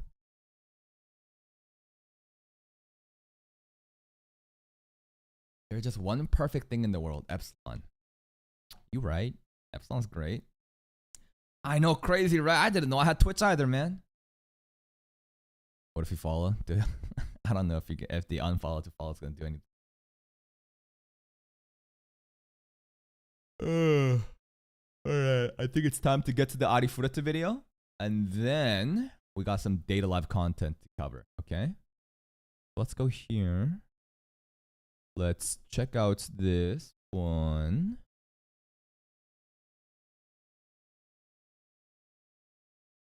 This day is November 17th. Where are these guys? This is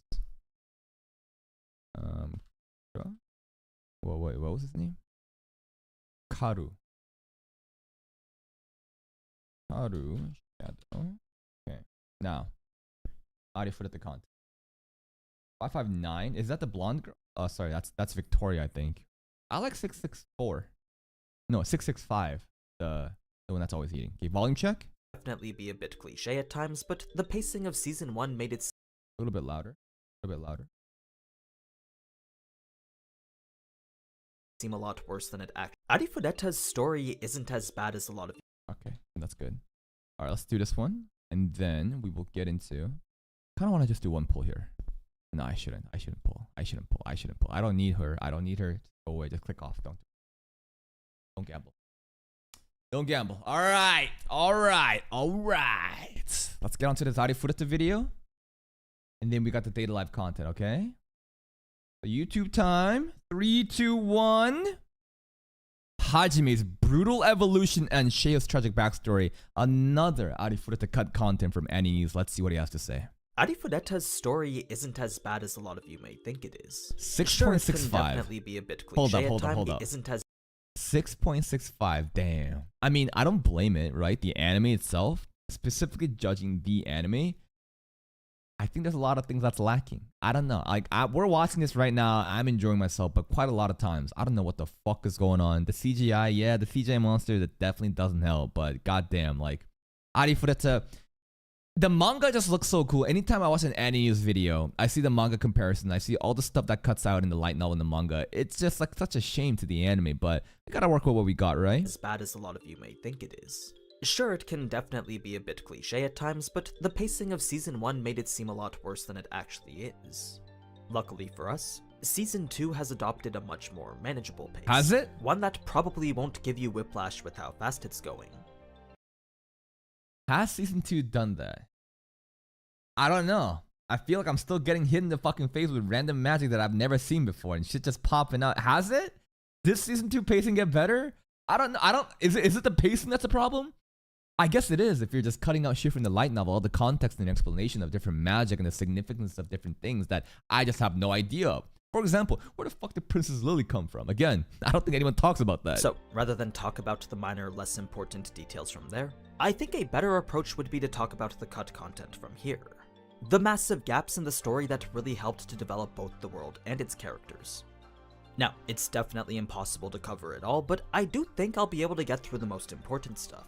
Okay. Starting with the entirety of Shia's surprisingly tragic backstory, as well as Hajime's evolution into this cold-blooded killer. Let's get started. As we learned back in episode 6, Shia was the daughter of the Halia tribe's chieftain, Aww. a small colony of rabbit men who lived deep in the Haltana woods. Yo, these rabbit men woods turn were into part of Tortoise's Sea of these rabbit men turn into fucking brutal monsters thanks to Hajime's training. I hope they're still like that when we go back. trees, and within that sea of trees there existed the beastmen country of Verbergen. But it was out of all the beastmen that lived in this country that the Raftalia. rabbit men were by far the weakest.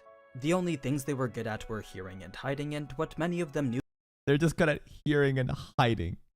They're just so cute. They're just cute them rabbits. for were their exceptional cuteness. Bunny girl. So, because these rabbit men had such an alluring appearance, that made them quite the coveted item among No, that's the slave owner from fucking Shield Hero, not those bunny girls, bro. traders. It was only natural for many collectors in the Eastern Holshire Empire to pay good money for them. Verbergen is turning for hiding. Yeah, makes sense because when we saw them, when we arrived to Shea's place in the beginning, the first thing we see is their tribe hiding in bushes. That there's a bunch of like flying monsters that's like preying on them, right? They're just hiding and ducking. Luckily, that wasn't something Shia's tribe had to worry about because the remote village kept them far away from any trouble.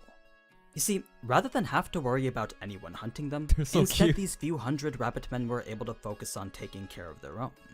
To them, family was the most important.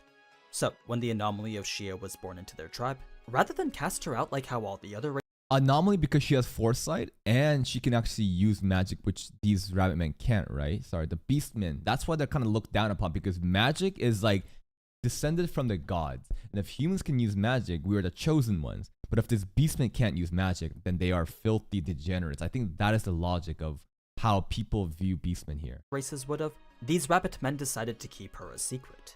Her light blue hair and ability to control mana was something that the leaders of Verbergen would never allow. Had they found out about her existence, Magic is heresy among beastmen too? What? I guess that's why she almost got kicked out of the tribe, right? then there was no doubt that they'd try to execute her. That's just how much the Beastmen hated the monsters. Jesus. Any sort of trait that went to indicate you were related to them would instantly place you as Because the monsters could also use magic. So it's very interesting. Humans view beastmen as less than human because they can't use magic because, magic represents God to them. But to beastmen, it's the total opposite. If you use magic, suddenly you're like a monster because magic is used by monster. I don't know, stuff like that. public enemy number 1. So, for 16 years, Shia's existence was kept a secret. Then, it wasn't until her identity was revealed by an outsider that the Shea nipple right there. You can kind of see it. rabbit men would start to become targeted by the other tribes, resulting in them having no choice but to flee the forest. Of course, they could have just given up Shia to be executed, but because the rabbit men valued family over everything else, they decided the best course They of all action was moved to for leave. Shea?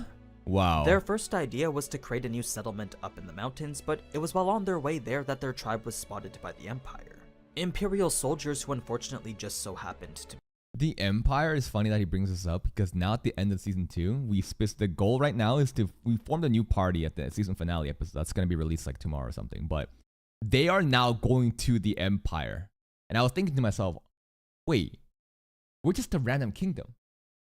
But think of it like a random city in like a big country. So you're telling me there's like a huge, bigger, actual city where the most important people live. Like the Emperor exists. I thought the king and the Pope was like these are the highest, tier people here. But it's like, no. It actually extends much beyond that. Suddenly, like the power scaling, it's another country. The scaling, the map, I'm just starting to realize, oh shit, I thought this is all there was to the humans. It's like, no, oh my god.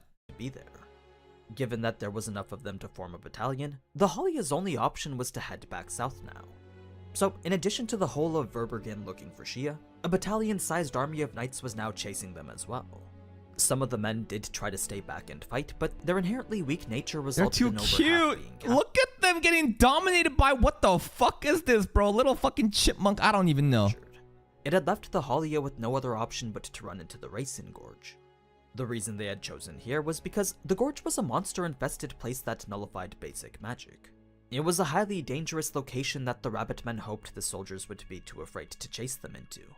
And while they were correct in making that assumption, unfortunately the gorge's limited exits meant that they couldn't escape either. You just trapped You see, yourself there. because the soldiers decided to camp by the exits, the Halia had effectively trapped themselves in the Racing Gorge, making them easy targets for all the monsters prowling within it. Then, by the time the Halia decided it was better to be captured than eaten alive, the monsters had already chased them beyond the point of return.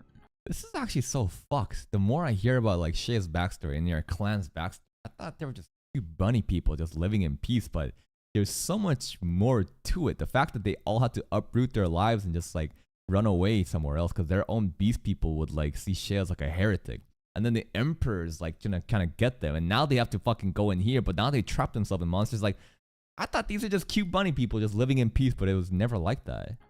Even if the rabbit men did want to leave, all they could do now was run around and stall their inevitable death. 20 of the remaining 60 had already been killed that way. Jesus. So, with very little hope remaining, Shia was sent on her own to find the people of her visions, bringing us to the point in which she finally meets Hajime. Aww. Now, while the anime did portray Hajime as highly apathetic Just fucking get the fuck off me right now, bitch. I'm gonna execute you. here, there was actually a moment in which he started to feel for her. What the fuck?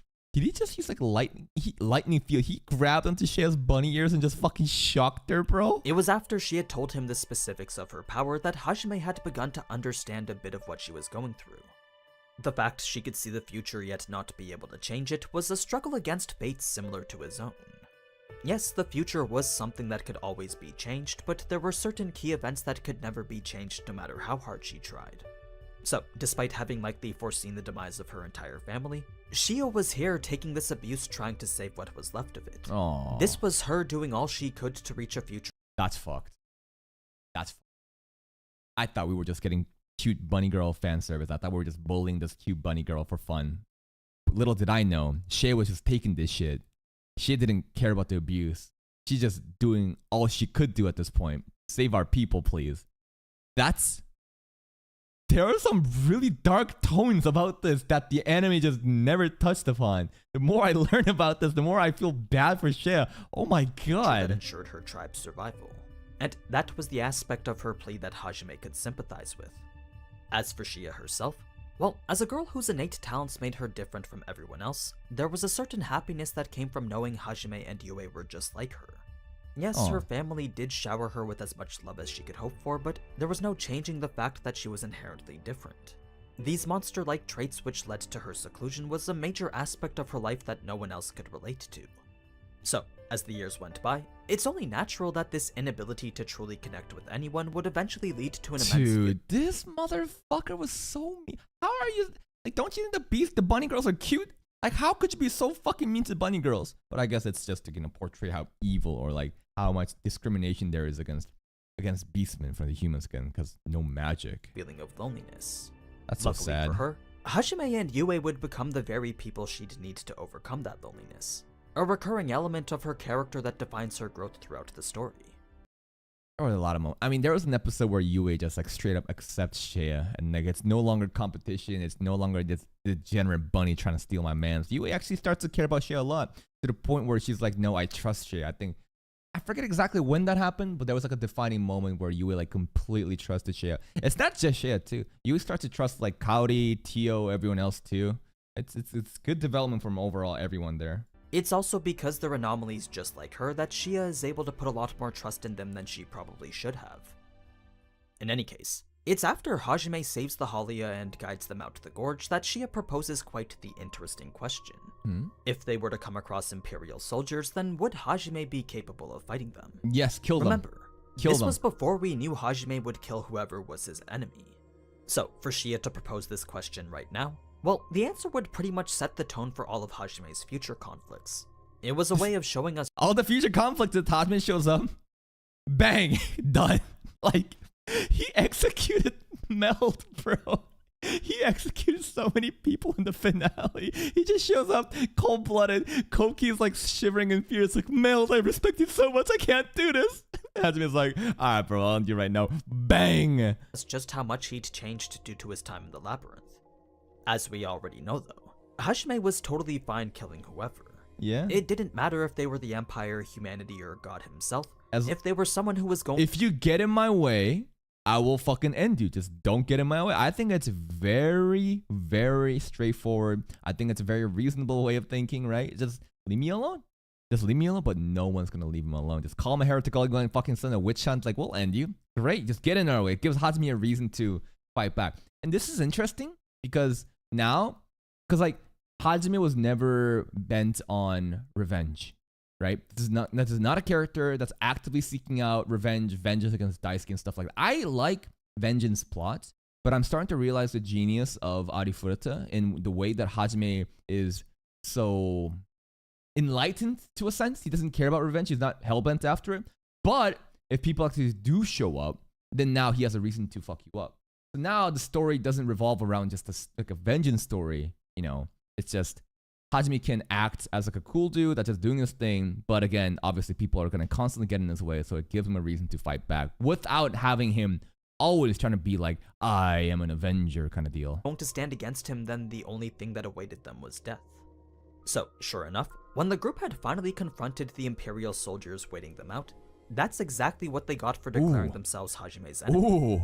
Of course, the 30+ soldiers didn't think much of Hajime's presence, but it was after they said some pretty vile stuff that Hajime First, I'm gonna hack off all your limbs, and when I'm done with that, I'll have my way with that cute girly. Okay, yeah, we need to shoot his head off. That makes a lot of made sense. sure to make them regret it. In only a matter of seconds, Hajime had killed almost all of them. Good. A series of gunshots followed by a single frag grenade was more than enough to leave only one.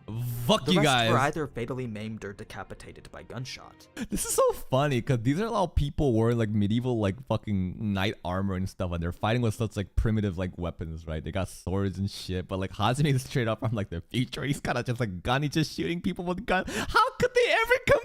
It's so fucking unbalanced. I love As it. for the one soldier that was left, End well, him. after disclosing what had happened to the previously captured rabbit men, he too met the same fate as his comrades. Oh yeah. It was a grim display that the Halia certainly weren't accustomed to seeing. That's deserve not to it, say they though. weren't grateful towards the person who had just saved them, but they also couldn't help but be afraid of him. His methods were just a tad bit too brutal for them. Now, one of the main reasons he decided to fight these soldiers by himself was because of the opportunity they'd given him to test his weapons. I mean, sure, he could have just taken out his railgun and slaughtered everyone even quicker, but that would definitely lead to innocent casualties in a more public situation. Oh, he's very thoughtful. Just because he no longer had any reservations about killing didn't mean he had any desire to kill people indiscriminately.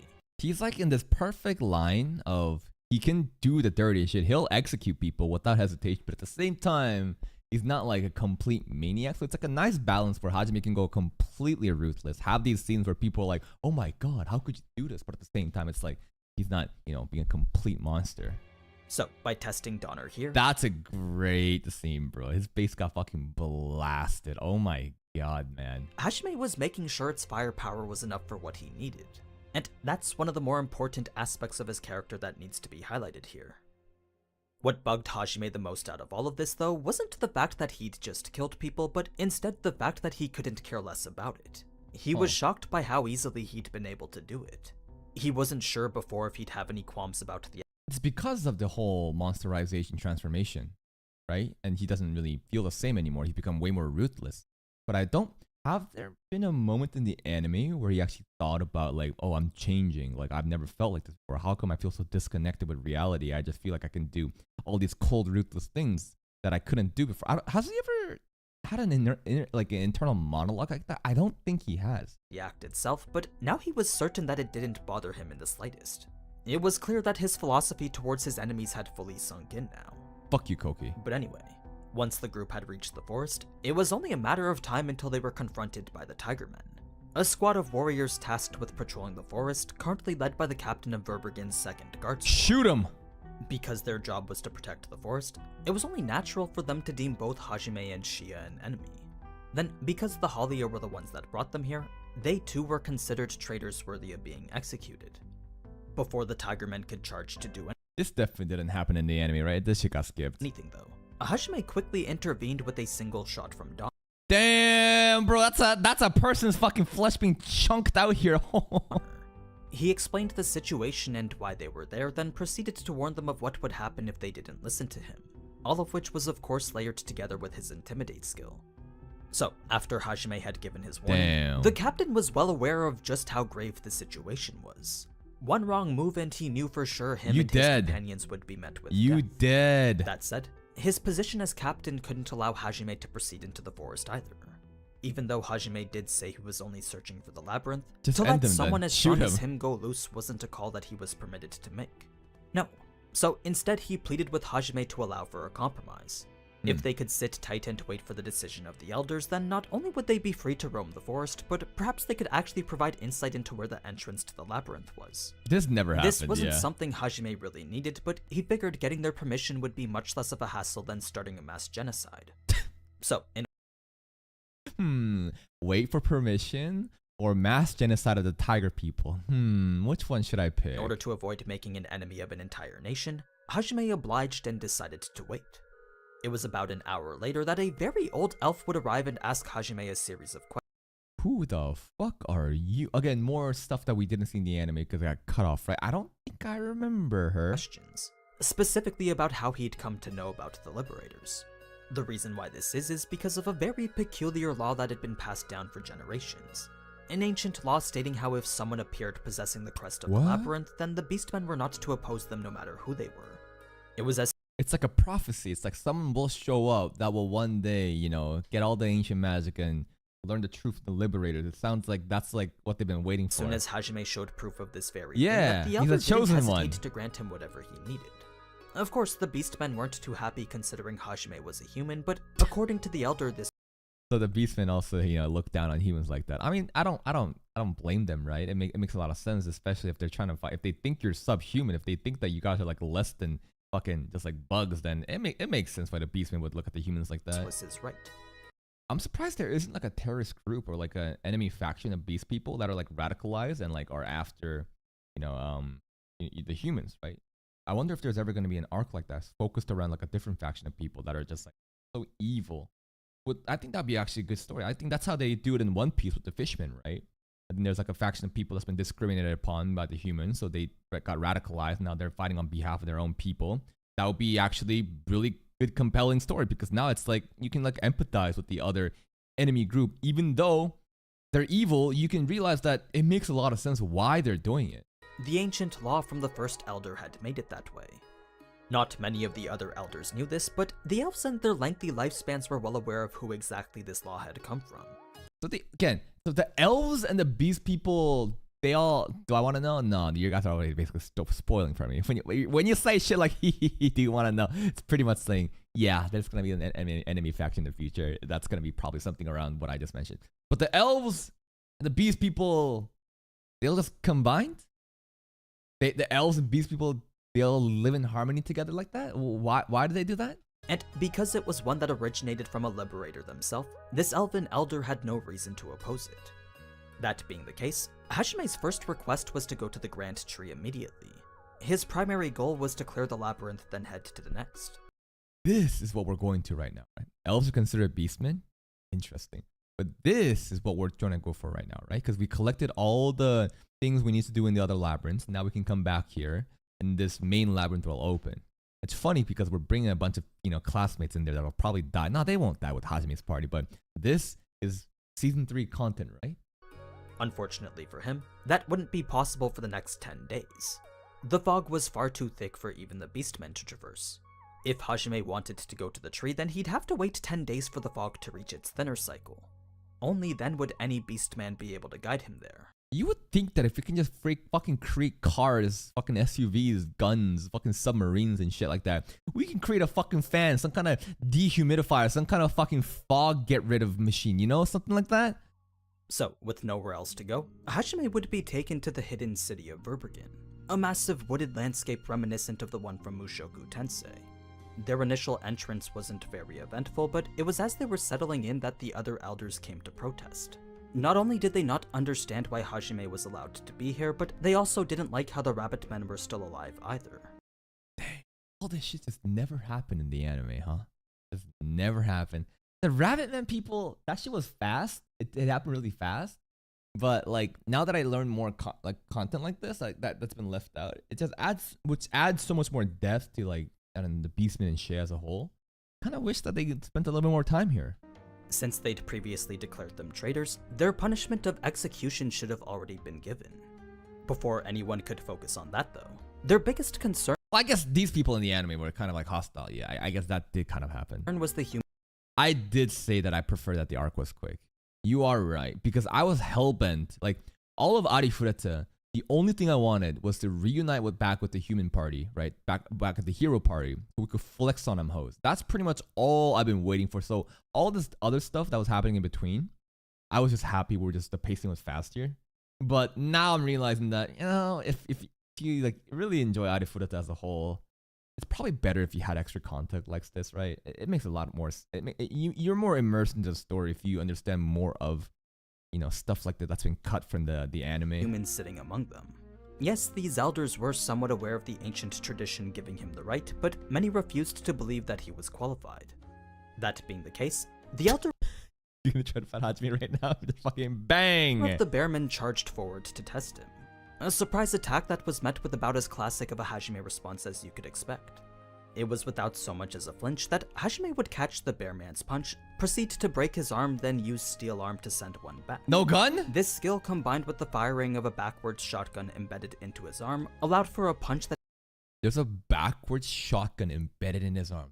Punch is like a shotgun punch. What the fuck? had significantly more force than a normal one. Since the shotgun was aiming backwards, not only would the recoil help to empower his punches, but the fired shell would also hit Didn't any even enemies know. behind him. Okay. It's a pretty interesting application of his mechanical arm that we don't get to see in the anime. No, we don't. Now, this may have been a bit excessive, but the intended message was made loud and clear. No one in the room had any doubt that Hajime possessed the strength to clear the labyrinths now. That's not to say that everyone would treat him as an ally, but the elders would certainly make an effort to make sure no one would bother him again. So, with that particular issue, He changed around so quick. All it took was one shotgun powered punch to the fucking face for him to be like, alright, he's one of us now. Look at him. He's just part of the gang now. No one touch him. So, with that particular issue taken care of, the next was the one regarding the Halia. For some reason, the Beastmen still believed they could get away with executing them. Because they were the only ones who could lead Hajime to the tree, they felt they could use that as leverage to get what they wanted. What the What fuck? they Leave failed him to consider, though, alone. was that the Halia could still lead him if they were alive. You see, just because their laws dictated that they needed to die, didn't mean Hajime had to abide by it. To him, this was a matter that he couldn't care less about. If the Beastmen did insist on trying to execute them though, then Hajime would treat them as he would any other enemy. I'll kill you instead. He was more than willing to wage war against every Beastman in the entire city. That's just how committed he was to not breaking his promise. So, despite Hajime being this person who'd do anything to survive, outside of that he did still have his own principles. For any situation not involving his own personal survival, Hajime would actually strive to be a bit more honorable. Aw. If he didn't, then that would make You're him no done. different from the monsters.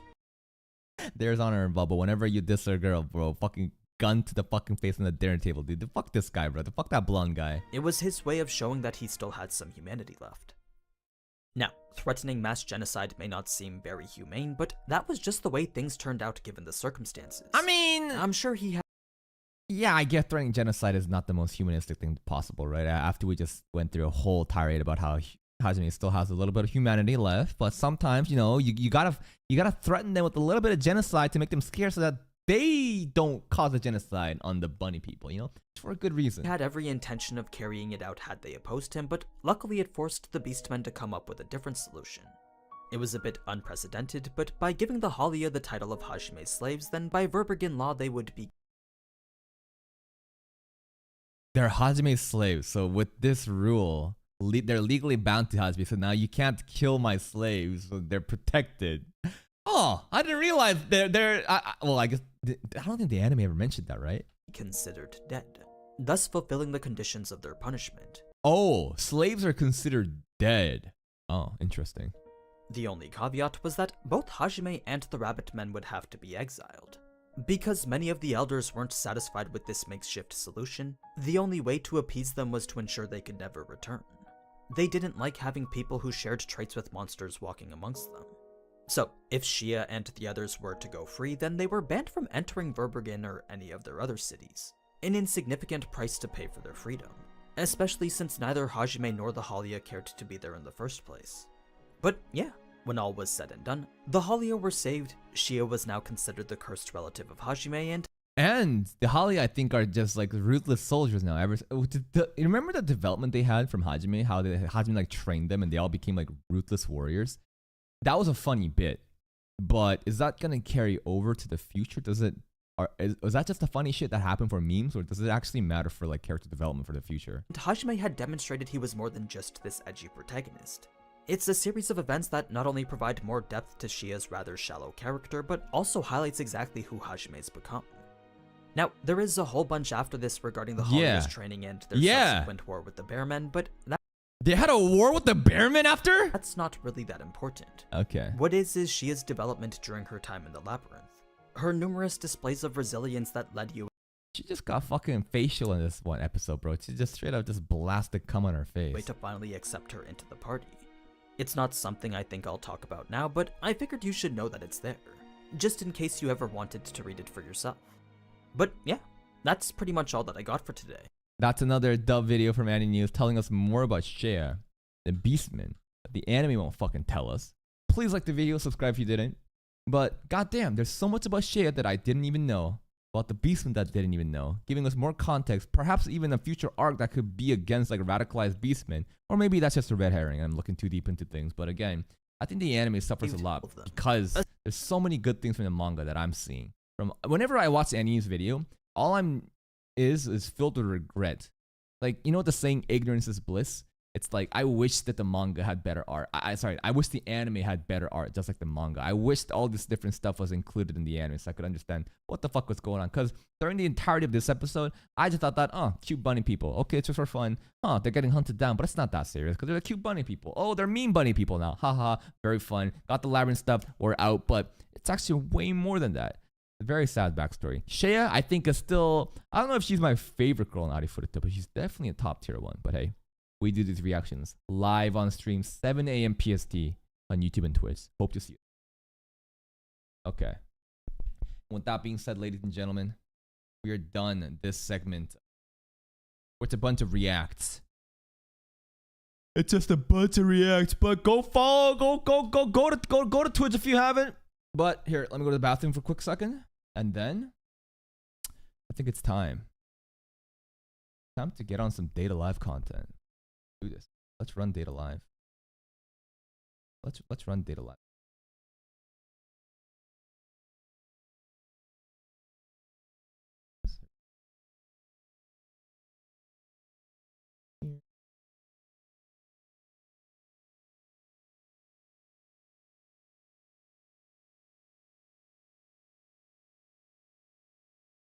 Here. And this is gonna be any news. Adi Furata. Be right back, guys.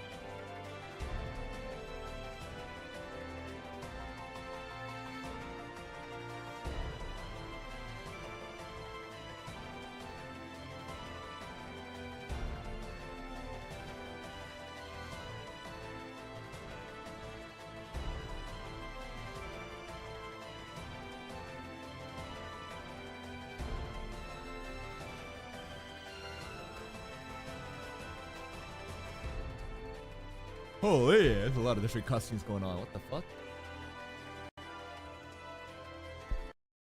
Okay. Where were we? I think we left off at like a date scene, man. There was a date we were about to go on. Let's load. Oh, where are we at? Let's load. This one, right? Pretty sure we did all the dates. Or no, did we just get here? Can't remember.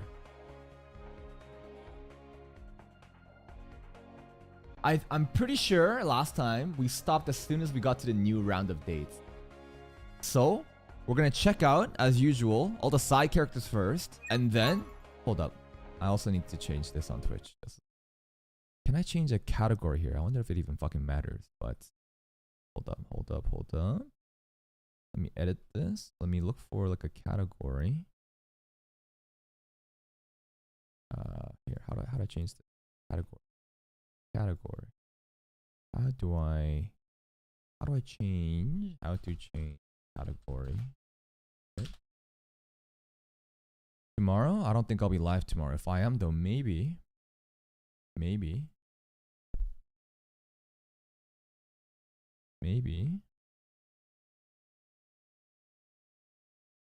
Guys? So we're here on my Twitch channel right now. So what you look at, edit stream in. Just below that, we have category. And hover over it, click this little X button. Hover over it. Okay, I'll hover over it. If I hover over it,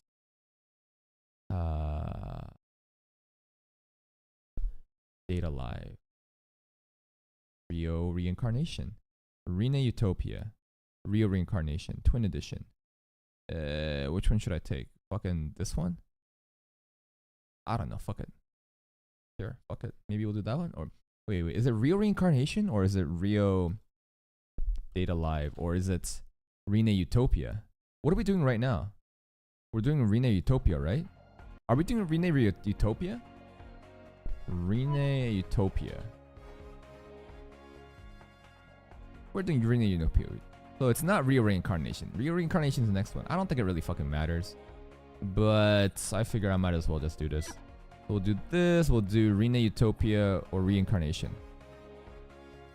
I'm gonna pick the bigger one. This one has more followers. Fuck it. Yeah, sure. Do that. Boom. Let's go. Okay. Let's go. Bada bing. Okay, okay.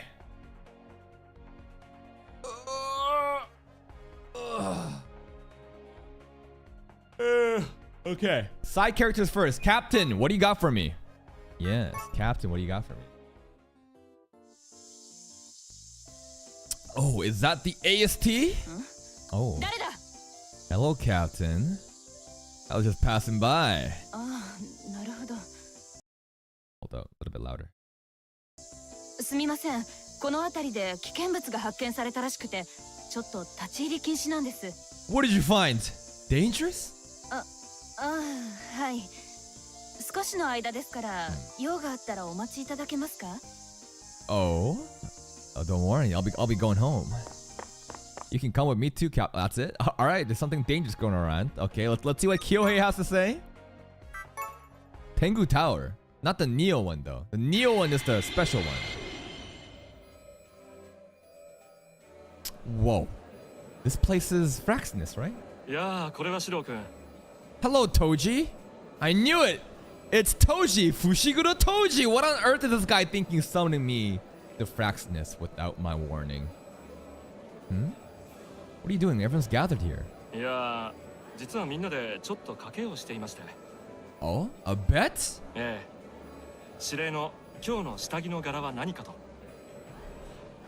She's a 13-year-old girl. You're a grown-ass adult making a bet on the color pattern of a 13-year-old girl's panties. You fucking degenerate.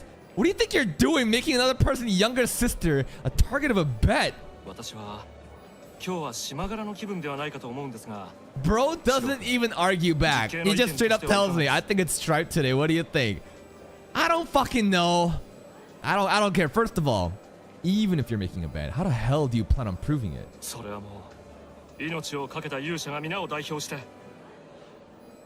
The hero? You're the hero, right? Okay. You wouldn't come back alive, you know? I can't argue with this guy. He just enjoys the abuse. It's no use. This guy's hopeless. Alright, bye, Kyohei. What the fuck, Kyohei? What the fuck? Alright, is there other side characters? Or is that it? I swear to God, there were other side characters here before. Hold on, let me just check. Was it only the captain and Kyohei here? No, there are all these different girls. Why did they disappear? Yeah, what do you got? What do you got for me? Gross trio. What do you got for me, huh? That's...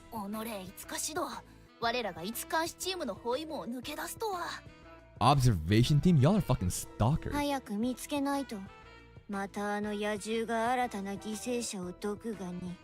Still weird to me that she's actually saying actual words instead of saying gross. Only 2 characters at a time? Okay, well that's good to know. I wanna every time we get one of these things, I wanna see everyone's interactions, right? So I'll be going back. It's them again. Like hell I'm gonna be found. I'll hide and let them pass. Bye.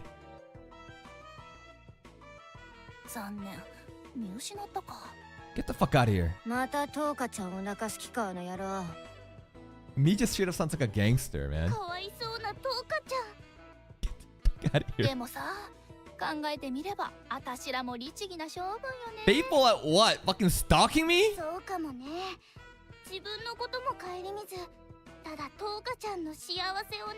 We merely pray. You stalk on top of that too.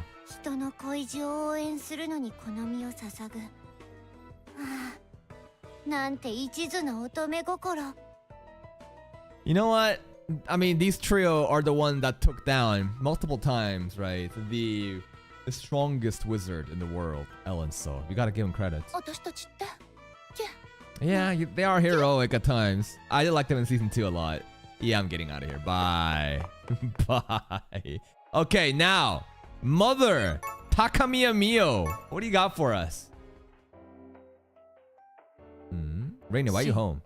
Look at this fucking bear, bro. Just fucking look at that bear smirking at me. Look at this fucking piece of shit. What do you got, huh? Raina-san, what is it? 実は今回の異変を調査中のフラクシナスから関係者各位に注意事項の伝達があってね。A warning? Is this some kind of emergency? とりあえず君にもそのプリントを渡しておくので読んでおいてくれると助かる。Okay. Okay, How to set the flag for the childhood friend route. Be sure to check out all the date spots and take her to the...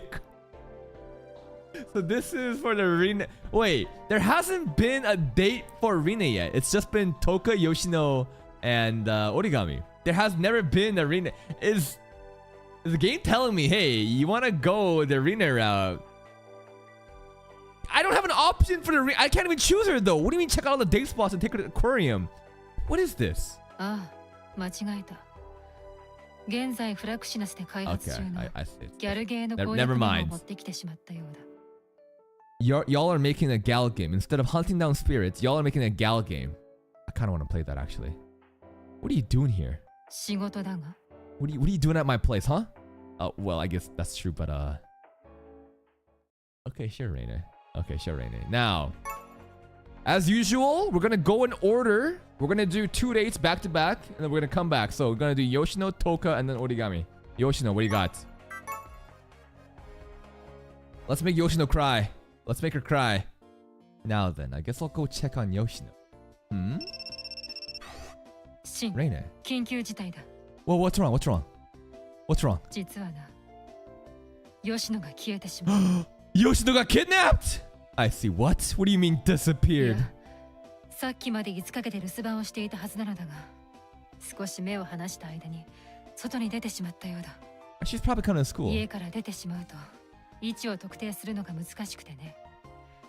すまないが、吉野を探してもらえるだろうか。Okay. Yes, I'll take a look around at the area. ああ、よろしく頼むよ。私の方も探してみる。She's probably gonna be at school somewhere. Is Yoshino okay? She's timid and doesn't know much about the world. It's not certain that she won't get caught up in some trouble out there alone. Alright, I'll hurry and look for her. I'm more worried about the people that can get caught up in their fucking ice attacks, man. Just wait, Yoshino, I'll find you. Oh, there she is. Hello. I'm sorry, Yoshino. I was in a rush to wait. Yoshino?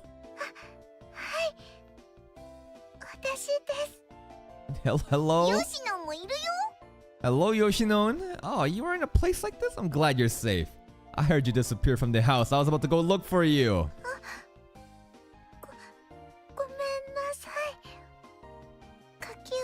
Speak faster, bitch! Huh? Really? Oh, that's right. That'd be hard to see from Fraxinus. Yeah, we gotta make her cry. Yeah, we are committing to Origami right now. We basically check everyone out and then we do Origami last because we can continue with the game like that.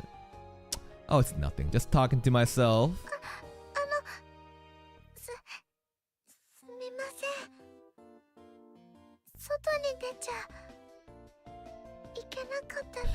Oh my god, you talk so slow. No, I don't know. You're allowed to go outside? I don't know. Are you? You tell me. Oh no, it's not your fault or anything. Anyways, I'm gonna tell Reina-san, so please wait a moment. Oh yeah, Shin. Yoshino は見つかったかね? Yeah, she's at school.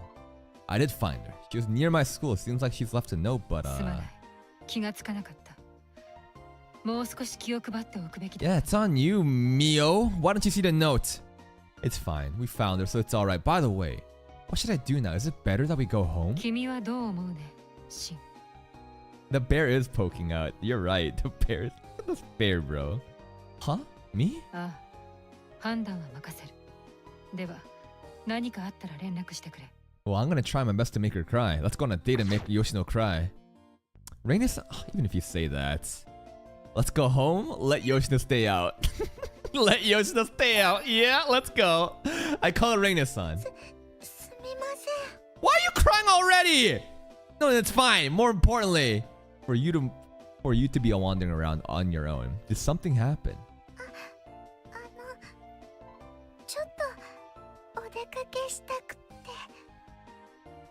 Actually, I'm starting to realize I should have said go home. That would make Yoshino cry. Yoshino, how dare you fucking go outside? Go back home and watch your fucking sitcoms.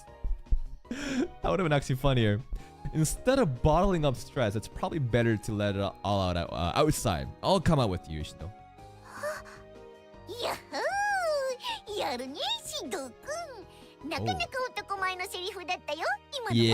Yeah, I'm pretty manly, aren't I, Yoshino? So, Yoshino, why did you come out here?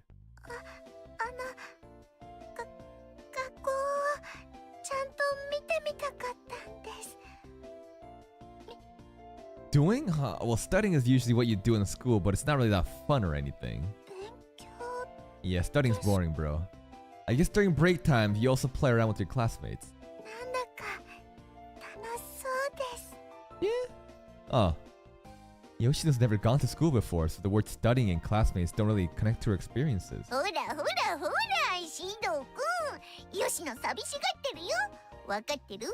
Do you want to like role play, like, you know, eating lunch together, fucking studying together at school? What is it?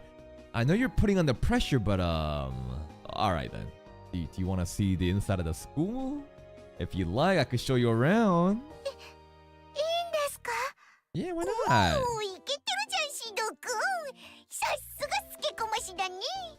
Yoshino actually does hype me up a lot like this.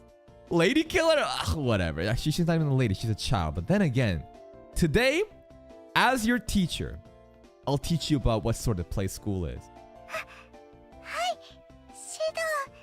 Sensei? Ah, we're going to some sensei roleplay, huh? Well, that makes me kind of embarrassed. Alright, let's head into school now. Now, there's gonna be some fan service that's gonna happen with Yoshino. I wonder what's gonna be.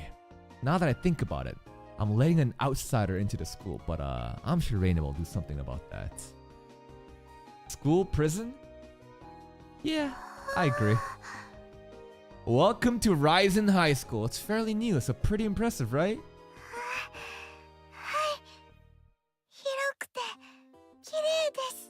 It's big? I know I'm big. Anyway, now then, where should I take you, Yoshino? First, this is the hallway. Yeah, the hallway.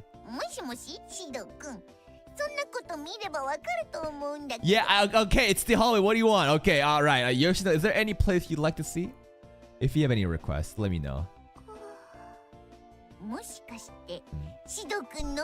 No, we have no plan. You want me to do? You want me to do a fucking, what's it called, a school orientation right now? Well, yeah, even the puppet's saying that, but where should I take her? I'd like her to be able to experience something. What if we get stuck in a room together, man? Storage room? Yeah, like I feel like we're gonna get close, like stuck in like a tight spot. Oh, maybe this place would be good. Music prep? Unlike the music room, it's set up like a regular classroom, but there are some instruments to borrow, and it's perfect for practicing. She's gonna start fucking sucking on a flute, man. Oh no. Since we're here, we can try some instruments. We just need to find the rentals here. A recorder, a flute, something phallic, shaped like a fucking ice cream popsicle. You know what's coming, bro. This is an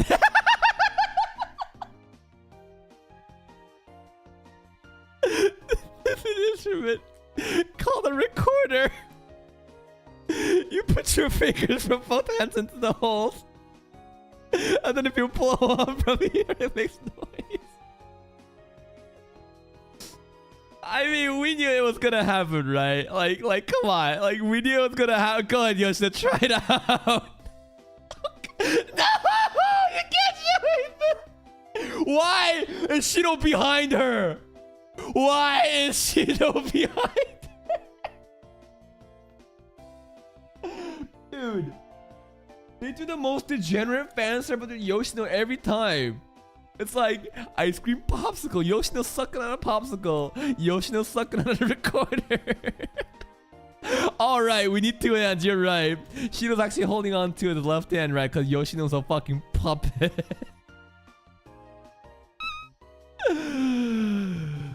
Oh god. This is so sus, dude. This is so fucking sus, bro. What am I doing, bro?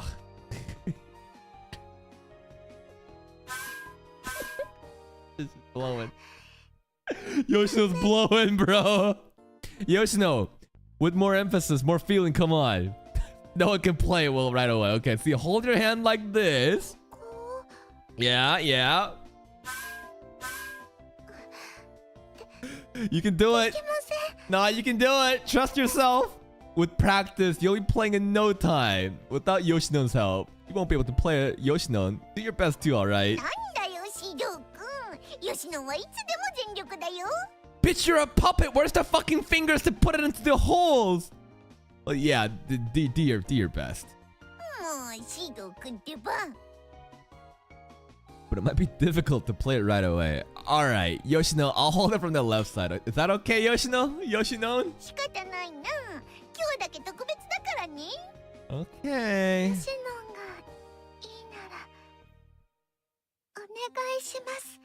Here we go.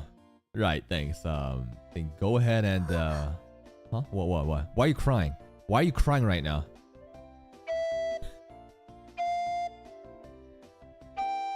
I mean, she's actually making noises now. Hey, that's pretty good. It's just that, you know, the thing is kind of hovering, like, you know, it's moving back and forth. That's right, just like that. All right, let's try playing a simple song here. From this note to this note, try to connect it. All notes from here up. I'll move my fingers. That's right, just like that. A different scene. All right, if you can move your fingers like that much, you should be fine. Here, let's go. Let's try going through it. All right. Oh wow. Wow. Amazing. Oh, you did it. It's impressive that you're able to play this well in your first time.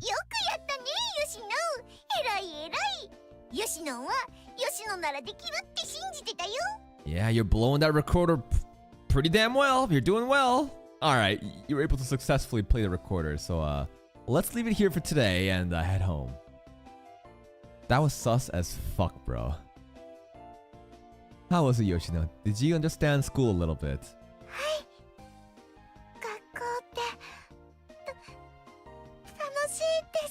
Yeah, fun. If you think so, then it was worth my efforts. Oh, what is it? What is that noise, Yoshino? What the fuck? Huh? What's wrong, Yoshino? You've been quiet for a while. Really? What? Oh, clinging?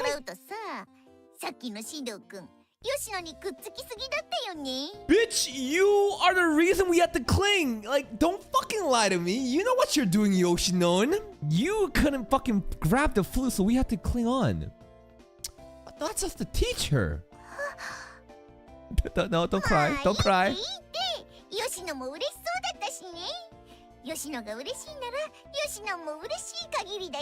Alright. It's kind of like you're her guardian. How are you talking puppet again? I've still yet to see Yoshino and Yoshino talk at the same time, man. Right, shall we go home then? Okay. Oh, what? Alright. Round 2 of Yoshino's date. What are we gonna do? We're gonna cook for her? Maybe we'll cook for wait, why is Toka out here now? Wait, Tonomachi's here too. What the fuck? Hold up, I just want to check out what Tonomachi has to say. Because he wasn't here before. What is it? Did you see the flute? Did you see the lolly fan service? What is it? Oh god, Tonomachi. You? Nothing. I'm not afraid.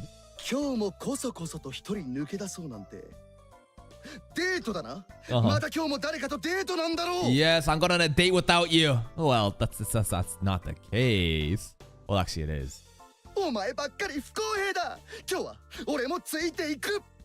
Bro, go hang out with your 2D fucking... You know, he has a girlfriend in his phone. What? Wait.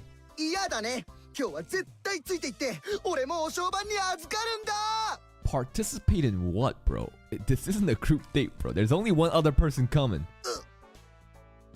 And think about it. You're going to be staring at me and hanging out with a girlfriend while you sit there alone. Does that make you feel worse, bro? Well, not actually a girlfriend, but well, he doesn't have to know that.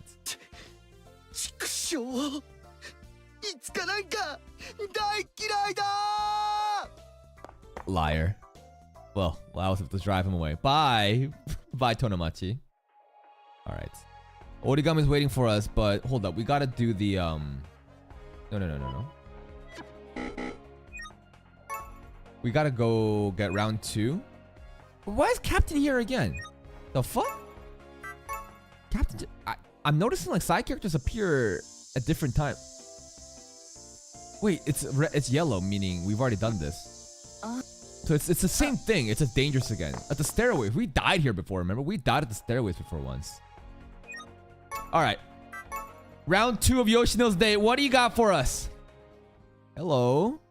Huh? Yoshino?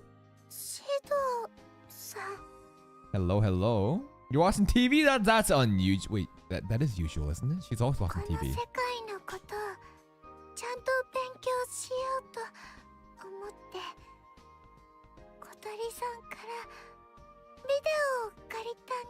Great. What are you learning? That's admirable, Yoshino. It's a good thing to want to, improve yourself. So what show are you watching? Kotori? What the fuck?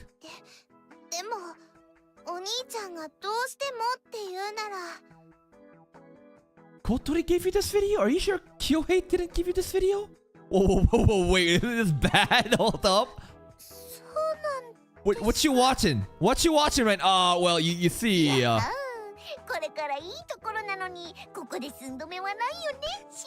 Is she allowed to watch this? No, I'm stopping it. But sorry, just a moment. Huh? Kotori. What the fuck did you give her? Huh, Kotori? This video isn't good at all for young minds. I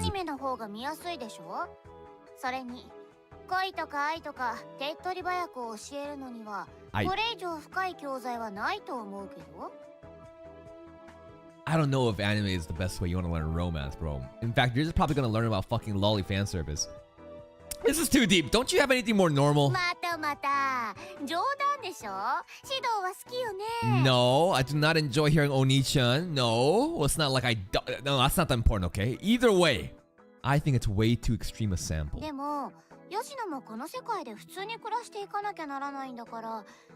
These sorts of things?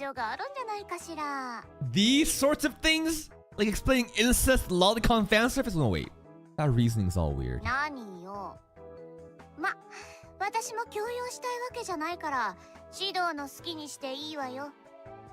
Okay. Bye-bye. Whatever. If we take the video away, she'll cry. If we allow her to watch, it'll lead to more sussy moments. I do want to make Yoshino cry, but I think the first option will be funnier content. So I'm gonna allow this toddler to watch this incest anime. Here we go. It seems like she's curious about what happens next, so this time, I'll let it go. Yoshino, if we see something good, if we see something not good, I'm gonna stop it, alright?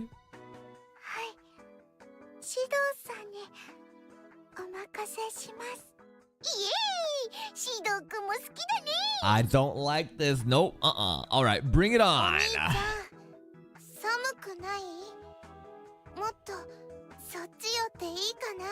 Scooch closer? Huh? Wait, what? Yoshino, careful.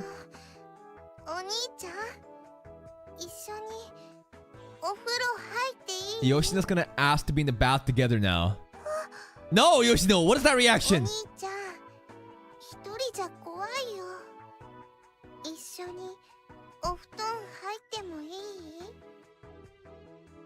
She's about to make a fucking sussy sound, bro. Stop! Okay, so what did you learn from that? The dialogue from earlier made me imagine some sort of forbidden love, but it was surprisingly tame. Sure. It's over. Well, it was pretty interesting for a romance movie between a fucking brother and sister. Yeah. Wait, what's wrong? No, I don't think she's ever done that. No. Did she? I don't think so. Well, in the past, I guess there were some similarities. She'd always cling to me and stuff. Now, she's totally different now, so it doesn't happen anymore. Yeah. Well, what's wrong? Why are you crying?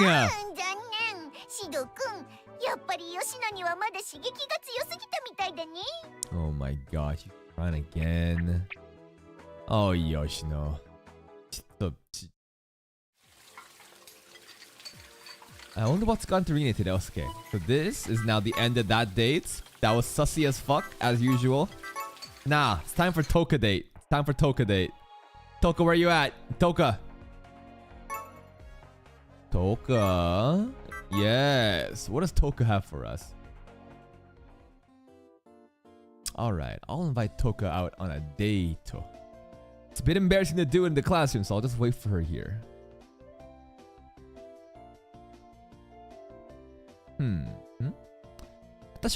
I thought she was just taking a while to come out, but she's not even in there. Where did she go? It hasn't gone that late, right? I guess I'll go look for her.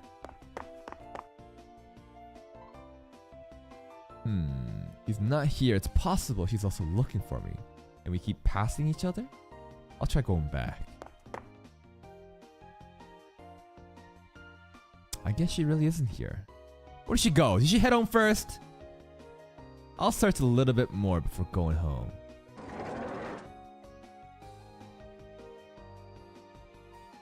Over there, it's Toka, isn't it? She's with Oh, it's them. What are they doing gathered around Toka like that? Probably giving like advice and stay away from Shido. It somehow feels difficult to approach them. I guess I'll watch them from here. Hello. Procure what?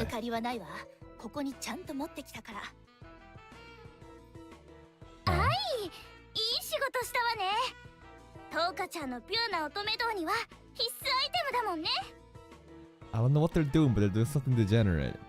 I think the incest, like, even if they're not blood related, like, they're still siblings in every other department. Like, clearly it's not a normal relationship. Like, I don't care if they're not blood related or not. They're still, you know, living as siblings. They're pretty much siblings. So like, the only argument is that they're not blood related, so that if they were to ever have an offspring, it's not going to be a genetic monster, right? That's the only thing that's like a talking point in terms of defending the incest. But come on, there's still brother and sister, you know? There's still brother and sister in every other department. What are they doing?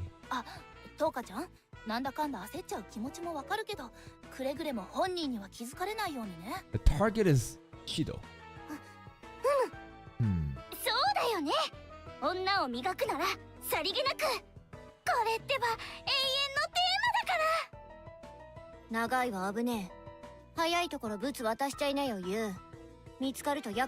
What are you handing over?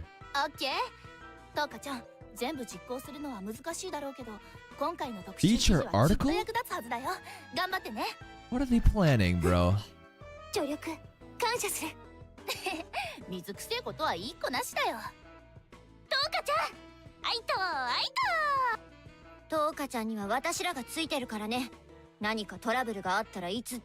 The cleaners? Who the fuck is the cleaner? What?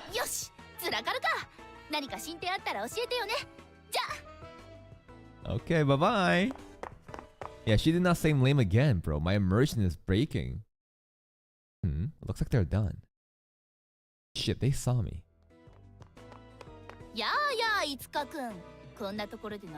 I thought this is a Toka date, not a fucking trio date, bro. I can't think of a good excuse.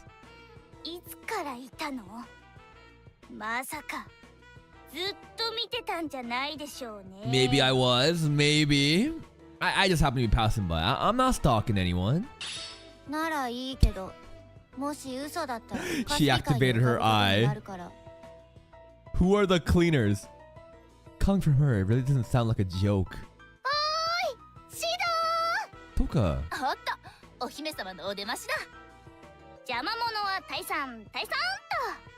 Bye bye. What the fuck kind of answer question is that? Yes? No, we only make Yoshino cry, okay?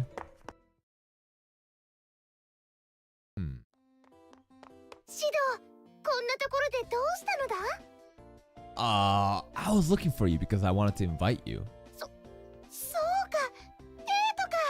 Yeah, a date! Special item. Some kind of article they mentioned, right?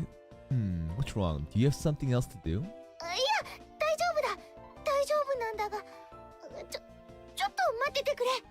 Okay. What is she gonna do? おお、これだこれだ。では、拝見させてもらうぞ。 I think she's about to put on something risque. うーん No, it's a book. It's a book. 天然女子が燃える夏。 Wait, what? Beautiful bimbo. What the fuck? What is she reading? What the? これまた会いたくさせるマル秘テクニック解禁。今日からあなたもリアクションビジ Pull your bad boy in by the what? By the balls? I think she's like reading some kind of like magazine that's like, I don't know. Isn't there like a popular like girls magazine like called like the Cosmopolitan or something that gives you like bullshit advice and like 10 ways to get the man of your life? 特集ページ。これだ。 Here it is, the feature article. What is it? 何？女らしい女のデートとは。 Eminent date ideas for elegant ladies. Toka is not elegant though. What? She's like Delta. Like, do you think Delta's elegant? よし、これで行くのだ。 Okay. What is it? I can hear her mumbling from the other side of the building. What is she doing? すまぬ指導、待たせたな。 What's up? Oh, are you good? まだ全部を習得できたわけではないがな。 What did you learn? なんでもない。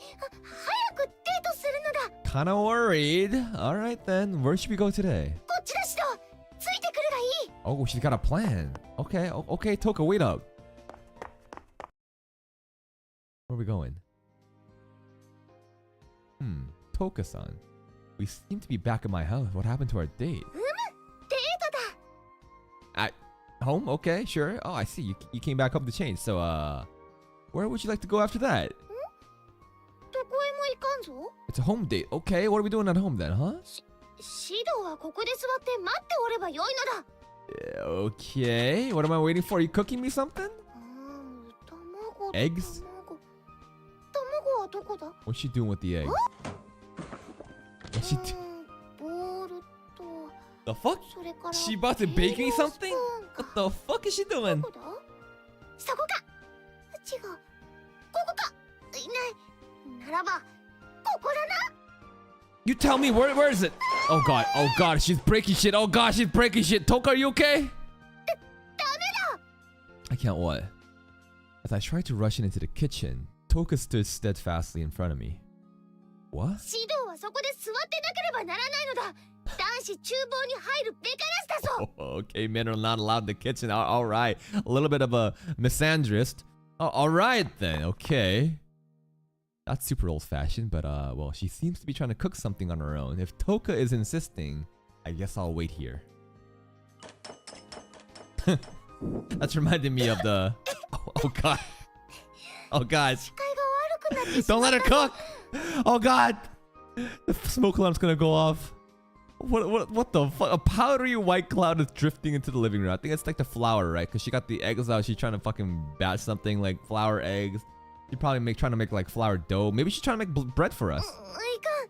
卵と牛乳入れるのを忘れていた。 This is the malevolent kitchen, Rio. Oh god. しまった。これでは床が滑って This is a 危ないで disaster はないか。 indeed. おのれ牛乳め、こしゃくな真似を。 How are you gonna get mad at the fucking milk? This is on you! 先に卵を入れるんだったか。今からでも遅くはあるまい。 I mean, if she comes up with milk on her face, that'd be very sus, wouldn't it? これはもう使えぬか。仕方あるまい。新しいので。Uh-oh. Uh-oh. おのれつる What's going on? It's sounding all sticky and slippery, man. What's going on, bro? Oh, can I still not go in? It's probably not okay. ならば卵抜きだ。 No, 牛乳があれば we need 問題なか eggs. ろう。 Eggs are important. あれはどうした？まだチンなるものをしてなかったではないか。 dinging object? レンジで簡単、誰でも生クリーム。不器用なあなたも温めるだけでパティシエ気分？ Patissier. これだな。 Microwave and whipped cream. I don't feel good, man. Uh-oh. The microwave's gonna fucking blow up, その bro. 間にフライパンを熱 She probably put the fucking metal spoon in there, bro. Oh god, something's blowing up in the microwave. That was pretty loud just now. I think it might be a good time for me to step in and help. Oh god, no wait, I should believe in Toka. Wait for it to... No, the house is gonna burn down if you wait. I want to respect Toka's feelings. And she did tell me to wait here. What should I do? I don't know.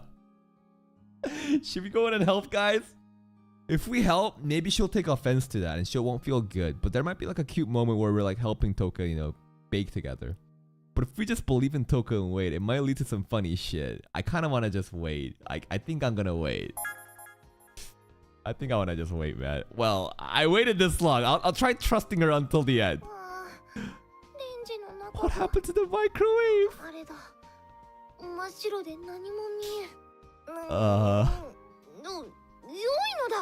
Okay, so we've said fuck the eggs, and now we're saying fuck the whipped cream. Okay, butter and honey, I guess.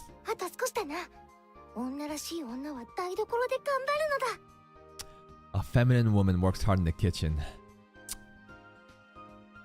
If that's what you want to be, Toka, sure, why not?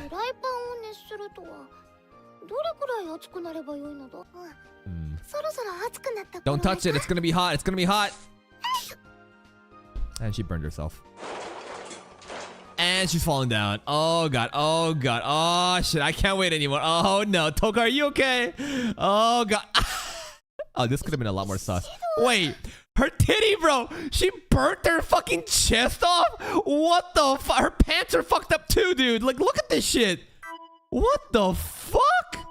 Bro, look at this shit. Are you hurt?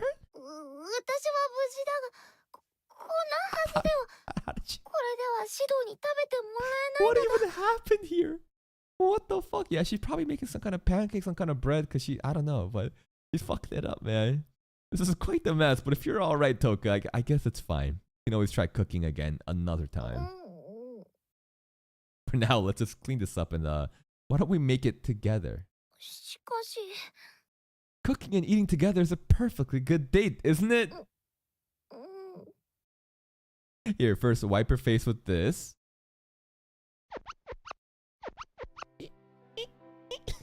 Now then, what are we trying to make, huh? Hot cakes. Aww, that's pretty good. It's already a bit past 3, but hot cake shouldn't take so long. And the ingredients, yeah, we should be able to do it. Oh, we made her cry. No! Don't look so sad. If you try your hardest and it didn't work out, just make the best of it. Don't let it get to you. You're better than people who don't try at all. Oh, isn't that a good message? Yeah, Toka, you gave it your best. Seeing you throw your all into this challenge makes me realize exactly how amazing you are. Oh, we're rizzing her up. So Toka, because of you, I end up wanting to help out in any way that I can. Alright, we'd better hurry and make it so we can eat soon. Or else we won't have enough room for dinner. Toka will always have room for dinner though. We hurriedly cleaned the kitchen and made some hotcakes while debating over different cooking methods.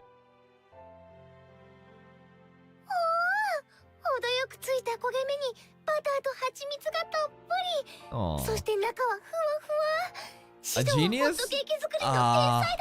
No, we're just fucking we're just, you know, following the ingredients, you know. Okay, sure, we're a genius. Hi, you're exaggerating, but I'm glad they came out so well. I'd be happy to make them for you whenever you want. Yeah. Because Toka thinks that she needs to make it herself to be an elegant, feminine lady. Everything seems to be going so well, but Toka's face got dark all of a sudden. Did I say something wrong again? The microwave is broken. Toka put metal spoons in there. What's wrong, Toka? Was it a little burnt underneath?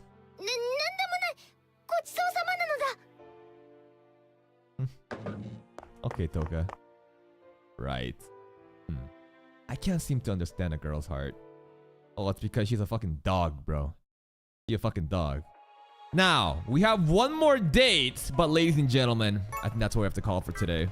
Next time though, we'll go straight into Toka's second date, and then we'll go into origami. That was already a fucking hour. That was more like, I think, like 40-ish minutes, I think. But gentlemen, ooh, what have I got over here? What do I got over here? Huh? What is this? What is it, man? Tell me what this is. Tell me what this is. Someone. Well, Jake, that's the thing, right? Not everyone's gonna down for the visual novels for a complete playthrough. But again, I'm not gonna give up on Data Live. I'm fine with, having like at least one dedicated hour a week to play Data Live. Just to, it's fine. I'm gonna just like continue playing it. I'm not here to rush it. I'm not here to finish it quick. I'm here to just enjoy it. But the focus is the main React content. But yes, you get what you fucking deserve, bitch! Except, he wasn't even... Like, we didn't even need to kill him. The motherfucker, we just tossed him. But this episode went fucking hard. These recent Arifureta Season 2 episodes, man. Oh, bro. This shit was getting so good. But ladies and gentlemen, with that being said, 9 a.m. means... That's right. 9 a.m. means that it's time for me to go to my day job so I can continue to make anime content. So I can continue to make... No, I'm supposed to say I can continue to pay the bills. So I can make anime content for you guys. Tonight, it's gonna be Kingdom of Ruin. Tonight, we'll have an Arc Knights episode as well. And I'll probably have... like a Mahoko or a DXT tonight. I'm not really sure. One of those two. But that's the plan. And tomorrow probably won't be live. But tomorrow, again, we got our regular scheduled content. But it's not over yet because I have Arifureta. Season 2, Episode 11. Shit's popping off. Hajime, ooh, the revenge is fucking delicious. And things are going pretty well. So please go show this video some love. Just like how you shown me love in today's stream. Have a good morning, good afternoon, good night wherever you are. And until next time, guys, take care. Go to the video. Follow the Twitch.